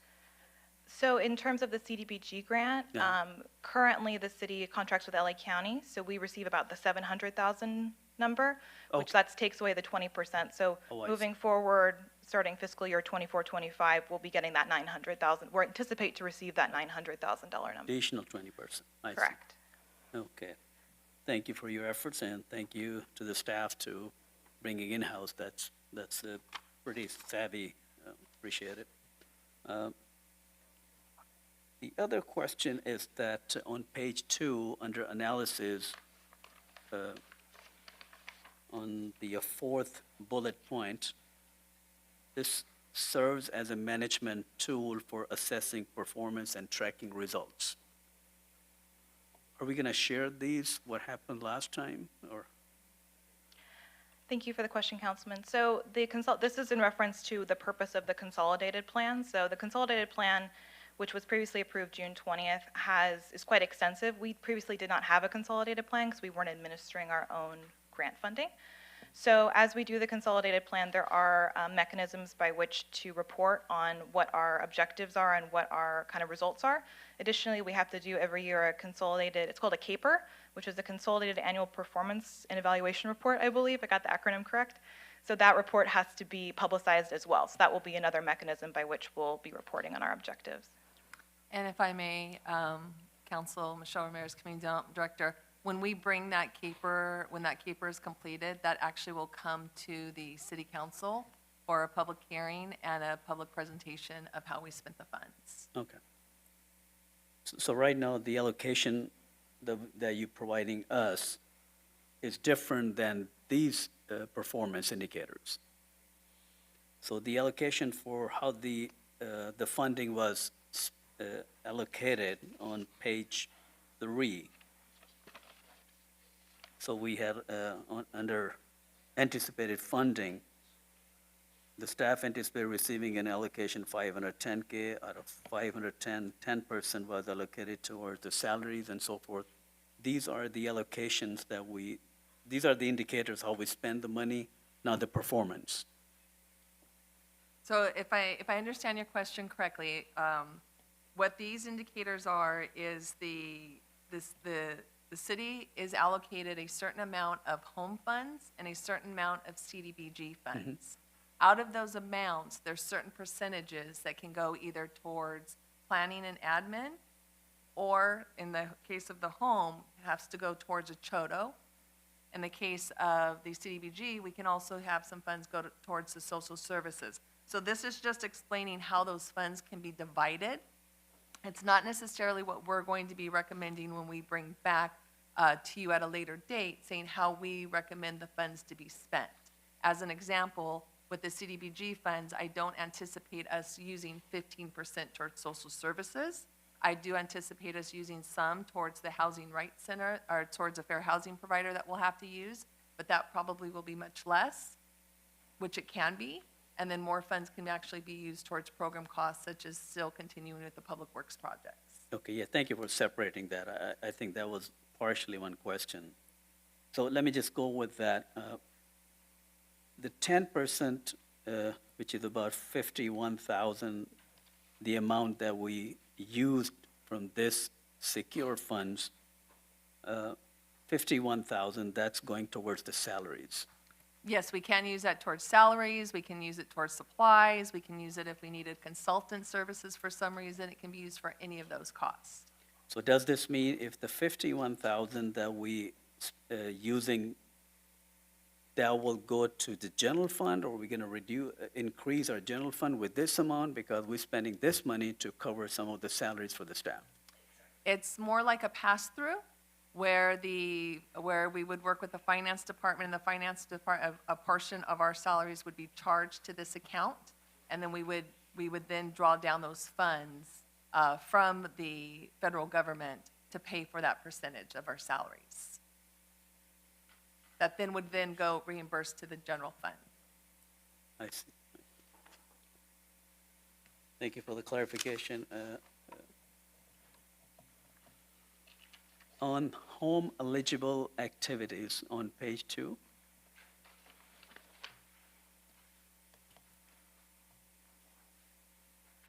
the first bullet point, provide incentives to develop and support affordable rental housing. Seems like, according to the response, nobody took advantage of this incentive? If I may explain, last year was the first year we actually accepted the funds of $500,000. $500,000 is not quite enough money to be able to do an affordable housing project with. So what we did was we banked those funds, and that will be one of our recommendations probably when we come back in the future, is to continue to bank those funds. As we have affordable housing projects come in, then it could either be that we partner with a nonprofit to develop and contribute this funding towards that, and then we would actually allocate some of those units to affordable housing. Or if somehow the council decided they wanted to do a first-time home buyer, you could do that with this type of program. You can do a rental assist. You could do a home buyer assistance program with this. So there's other ways you can use these funds. But based on the demographics of our city, what we're looking at right now is we think the best fit use would be for affordable housing project. But that would be at the discretion of the city council if they wanted to see the funds use some other purpose. Okay, so we will discuss that in the near future? Yes, what'll happen is we will come back, we'll bring an item back that kind of goes over how we feel the funds should be spent. The council will have the opportunity to discuss that. Once the council decides on that, then we will bring it back a third time for an actual public hearing where we ask the council now to adopt that budget. I see. Just like last year. So these incentives could be not only for the developers, or it can be any individual residential landlord who can use those funds. Will those landlords qualify for this? No, it wouldn't be for landlords, but it could be for tenants, or it could be for first-time home buyers. They do have to meet the income limits to be low or moderate income. And when we bring the item back, we can actually go over those income limits with you in more detail so you can understand.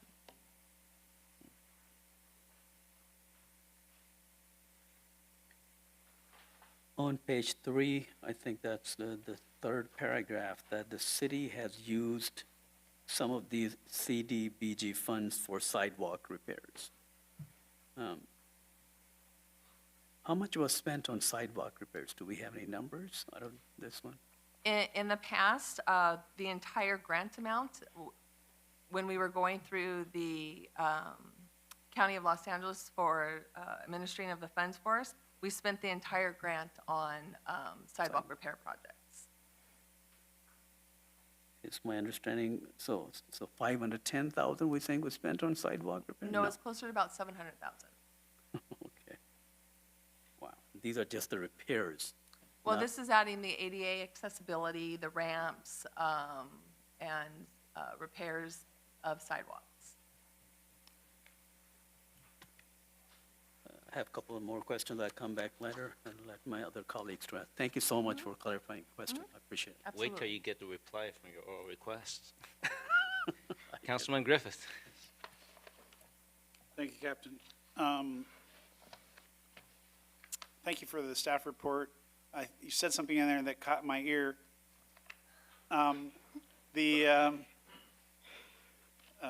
You said that the county had previously been withholding funds for the administrative costs, and under this program, they will no longer be doing that? Thank you for your question, Councilman. So the county previously administered the funds on the city's behalf, so they retain the 20% of those administrative costs for their own internal administrative costs of administering our grant for us. Do we know what they actually did with that money? A lot. That money for reporting to HUD, so going through the process of reporting to HUD, responding to our requests for funding, there is an administrative expense to administering the program. I can't say specifically what those funds were used for, but I think a lot of county staff time in terms of being liaisons for us and reporting to HUD. So is this good then that the county's being eliminated from that process, or is it a bad thing? I think the benefit for the city is that the city is going to be able to retain that 20% for our own expenses. That's kind of the way I heard it, but If I may, again, Ms. Shore, Mayor's Community Development Director, it's more than just retaining the 20%. We retain control. We are already doing all the reporting that's required of this. The county is just getting the credit for it. So we're still giving them all of the information they need to use to submit to HUD for the approval. We do all the, we submit all the information for the draws to be done. So they're actually getting a benefit that we should be getting because we do a lot of the work ourselves. so finally a benefit for the city. Let's applaud that. Thank you so much. Thank you. Okay, I'm going to hang on for a little bit. Anyone else from the council have questions before I go to the public?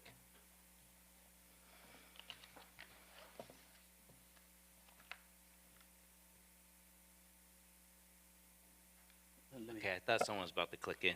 Okay, Councilman Shake. Thank you, Mayor. So we are estimating to receive 510,000 based on our last year's that was secured, basically. It's an estimate. It's an estimate based on the current year The that we're currently in. It can fluctuate anywhere between probably 10% plus or minus generally, but it would be somewhere in that neighborhood. Plus the 20% that we'll save by bringing it home. So the 20% is towards the CDBG funds. Right. The $500,000 is the home funds. I see. No. Thank you so much. Thank you, Mayor. Okay, I don't see anyone clicking in. Does anyone from the public wish to speak on this matter? Each speaker will have up to 2 minutes to speak. Madam Clerk, has anyone submitted speaker cards? No one submitted speaker cards prior to the meeting, Your Honor. Okay. Does anyone from the public wish to speak on this item? You have 2 minutes per speaker. Hi, this is Andy Porchop. I'm going to talk about this public hearing item.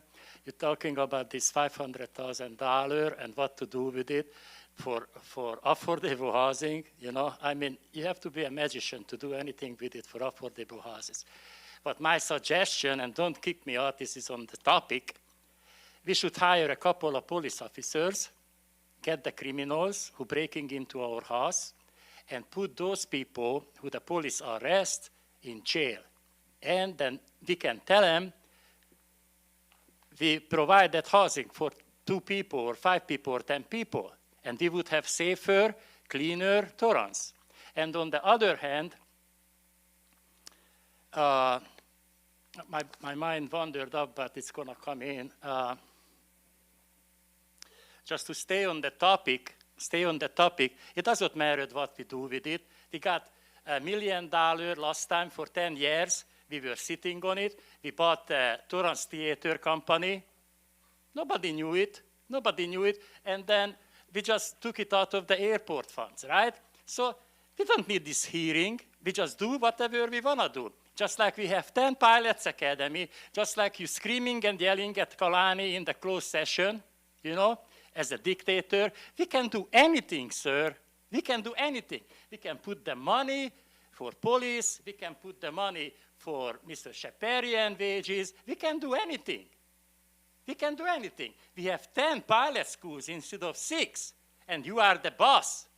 You are the boss. Find the people who illegally gave out licenses. Be the boss, not kicking out the public, kicking out the pilot schools who operates illegally in the city.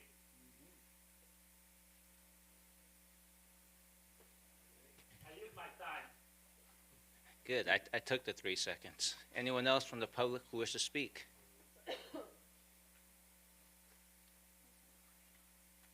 If not, I'll take a motion to close the public hearing. Motion to close the public hearing. Second.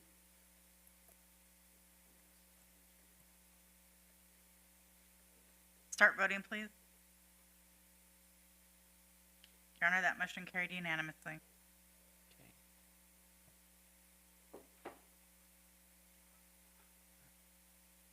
Does council have any other additional questions for staff?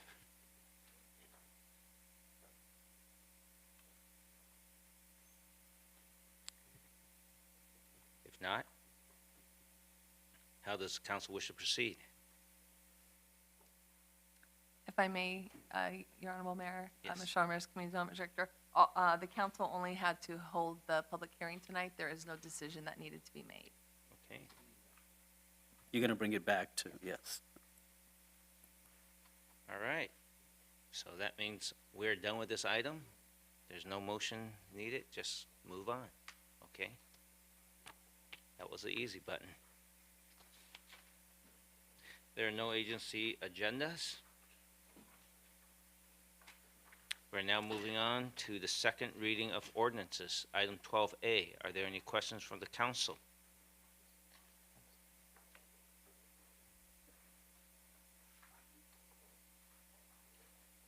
Do any members of the public wish to speak on this item? This is the second reading of ordinance 3924.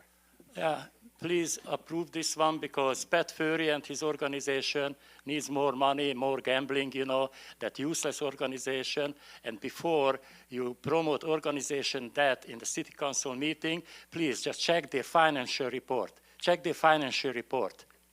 It's non-exist. They should publish their financial report, and please approve this thing so they can gamble.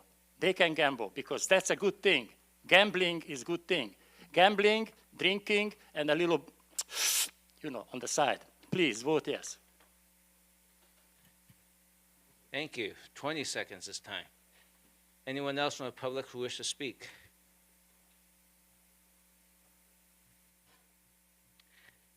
If not, City Clerk, may I have a number and title, please?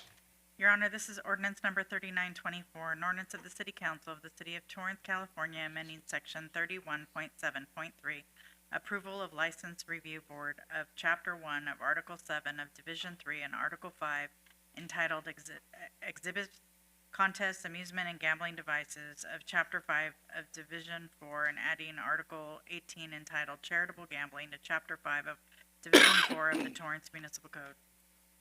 Move to adopt ordinance number 3924.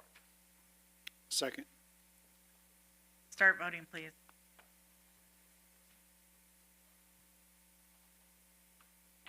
Your Honor, that motion carried unanimously.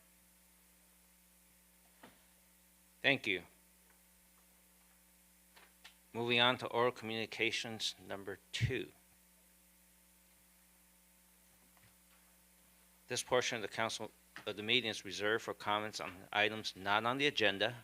Under Ralph and Brown Act, City Council cannot act on items raised during public comment, but may respond briefly to statements made or questions posed.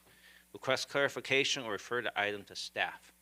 Speakers on the orals are limited to oral communications number 1 or oral communications number 2 and no longer than 1 minute per speaker. Time starts when you come to the microphone. Speakers, please turn off or leave your cell phone when you come to the microphone to speak.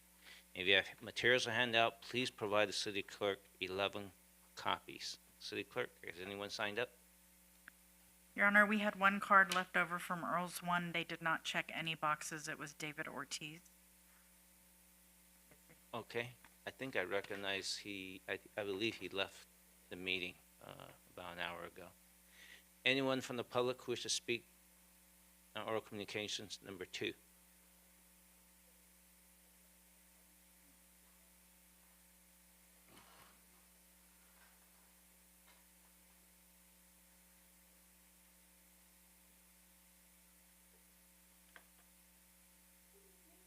How are you? You guys look great. I was listening from home too. I just want to thank you for getting the TV to work over here so we can see the writing now. Okay, so anyways, y'all look great. One other thing on I know you already voted on it, but one thing to consider with the electric buses and stuff like that, if I had a kid, I would not put them on an electric school bus because they catch fire. They have in the past, it's been noted. I just put that one in the bank and just think about it. Anyways, have a good night. Happy Halloween and all that stuff. Thank you very much. I think a lot of things catches fire, actually. Anyone else from the public wish to speak?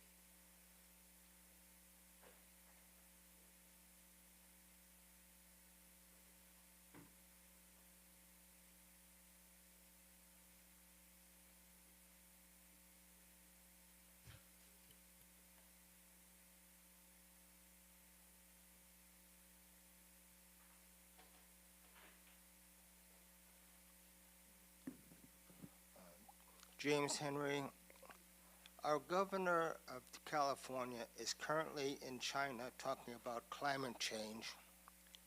I can't wait till the state of California announces its budget plan for the upcoming year. The Torrance Unified School District will announce how much money it's getting from the state in December. I'm looking forward to that. Thank you. Thank you. Anyone else from the public who wish to speak? I think everybody who wants to speak has spoken. There's no one else. We'll bring it back up to the council. Councilman Tucci. Thank you, Mayor. And just want to say happy Halloween. Be safe out there. Make sure you bring flashlights. Don't let the kids run around loose. You know, some of the streets are dark, so just be careful out there and eat a lot of candy. Good night, everyone. Thank you. Councilman Shake. Thank you, Mayor. Welcome back. Welcome back home. Happy Halloween. Another request to the public that my Facebook account has been hacked. So if you receive any request from me, how much that states how much you have in your PayPal, please do not respond. That's not me. And I apologize. I'm trying my best to get it back online. Thank you. Thank you. Councilman Griffiths. Thank you, Captain. Want to take this opportunity to wish everybody happy Halloween. I want to thank the council and staff for giving us the opportunity and a little latitude to have a little fun with our costumes this year. It's nice to have put smiles on some people's faces. Hopefully most people are smiling and not unhappy with it. We enjoy the opportunity, and I certainly do, so live long and prosper. Thank you. Gotcha. Councilman Kaji. Thank you, Councilman Griffiths. I've been looking at you all night, and should I be concerned? I'm glad we're moving on in our agenda, but I do want to thank everyone for the levity and the celebratory atmosphere we've created. And thinking back on our recent trip, I do think that for all of the members who participated, in addition to visiting the two countries. I think for those of us who were able to be on the trip, it was worth our while to get away from City Hall, to kind of drop business for a while, but also to look at how other nations go about their governance and how they also apply their technologies and education to increasing jobs and productivity. So once again, I'm still reflecting back on our trip, but it's always good to be home, and it's great to see this council, and thank you, Mr. Griffiths. Live long and prosper. Thank you. Councilwoman Kalani. Thank you, sir. First of all, I just want to wish everybody a safe weekend. Not only am I looking at Councilmember Griffiths, but I can't get over the spider. The spider. So please be safe with your holiday celebrations this weekend and through Halloween, and enjoy your early evening being done. Thank you. Good night. Thank you. Councilwoman Lewis. Thank you, Mayor. I would like to ask for community development to give us an update on the Amazon Fresh store. That seems to be one of the most asked questions that I get.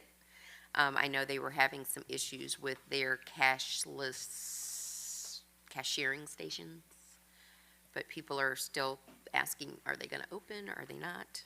Can we? Your Honorable Mayor, council members, Ms. Shore, Mayor's Community Development Director, short answer, we hope so. But yes, they are redesigning it based on other stores that had opened and issues that they had come across with those stores. So they are redesigning it, and they are still in that phase. We can check in with them, and we could, through the city manager's office, provide hopefully an update by the end of this week for you. Perfect. Thank you very much. And also, I want to wish everyone a safe and happy Halloween.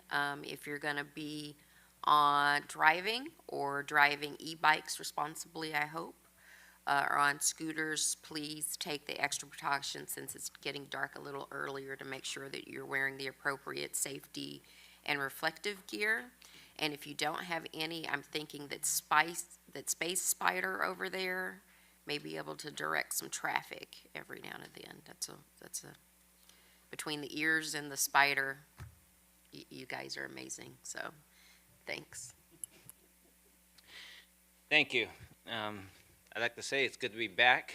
I don't think I've been out of the country for such a long time, probably since I immigrated into the United States. I think I'll share a little bit. The 50th anniversary celebration with our sister city, Kasha, was terrific. I think it's just like a lot of lessons in life, a lot of planning causes events to go well. Our Torrance TSCA and the Kashua's Kara did a terrific job of planning the event. We had the fortunate to have a staff member come with us, Christine Lee, to capture all of it. That actually made it more helpful. And I was told by TSCA this is probably the best. We have this delegation visit every 5 years, and that's the reason why the city council went. It's been going on for 50 years, so it's nothing new. But we were told that this is the best one they've ever put together, and for 50 years I could see why. And it's also the one time that the mayor of Cashua really participated in many events. It wasn't just one event and the mayor came and said hello, welcome to the city, and just left. She actually participated in at least 4 or 5 events with us, with her staff, and doing a whole resolution at the city council meeting while we're all there, that they're going to, a resolution to continue this sister city relationship. So that was huge. They actually did that in the city council meeting while we were there. Our visits to Hwaseong, South Korea, tremendous. We have Jin Chung right here sitting with us, planned the whole trip with the Hwaseong City staff for a little bit less than a year. I'm going to say almost a year since Mayor of Hwaseong visited us this past January. As Councilman Kaji said, we saw how other countries run. We saw their, they call it smart city. It's probably a very futuristic version of what we like to mirror at some point, we call it the Real-Time Response Center. They really have good technology we could learn from, and their Chamber of Commerce was really just, right on top of everything going on in the city, and their connectivity is something that we can really learn on. Connectivity in terms of communications, data, and but then and we should not be surprised. I learned that Korea was the most connected city or country in the world, and with these points of connection, I'm looking forward that there will be potential, not just cultural exchanges that we learn from each other, but we learn human behavior. The cities were spotless. You can't find too many trash bins in public. I know we just had an item asking for more trash bins. These cities, you can't find trash bins in the public, but yet they're like the cleanest city we visit because they actually manage to dispose things and take responsibility. So there are things we could learn, but I know it's not instant. But I think in my visit to Taiwan, visiting my home country, was actually very good. I had the unexpected opportunity to visit the mayor of Hsinchu, which is Hsinchu is the birthplace of the Silicon Valley of Taiwan, where companies like TSMC grew. And so they have a desire to interact with us. I think City Manager Chaparria knows that, we're talking about business, culture. They have an interest to send one of their Little League baseball teams to come. And I talked to Mayor Ota in Kashua, and she has an interest to expand the existing sister city relationship and get some athletes over, have some exchanges, especially as we work up to 2028. So there is another area where we may have some potential, but I'm very happy that we all went, we got connected, we've learned, and I just want to say that, a lot of hard work from staff, our council members, TSCA, has been really paying off, and I anticipate in the future that there will be some fruits of our labor. But someone just mentioned to me yesterday, Wayne Gretzky said that every shot you do not shoot is 100% miss, and so we're taking shots as best we can, and I'm just one of the members of the seven-member group here as an ambassador for Torrance, and we will continue to represent our Torrance as best as we can, locally and abroad. With that, best wishes for Halloween night, and we are going to convene to close session, Yes, sir. and we will talk to you later.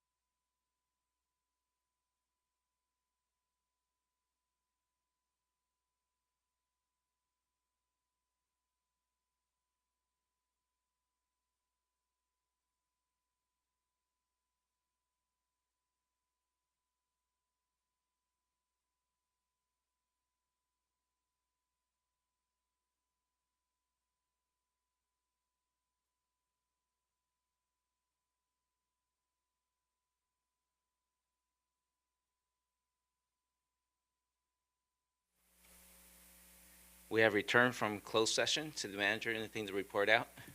Good evening, good morning, Your Honor. There's nothing to report. Thank you. All right, at this moment, I'll take a motion to adjourn tonight's city council meeting. So moved to adjourn tonight's city council meeting until Tuesday, November 14th, 2023. Second. Start voting, please. Your Honor, that motion carried unanimously. Good night.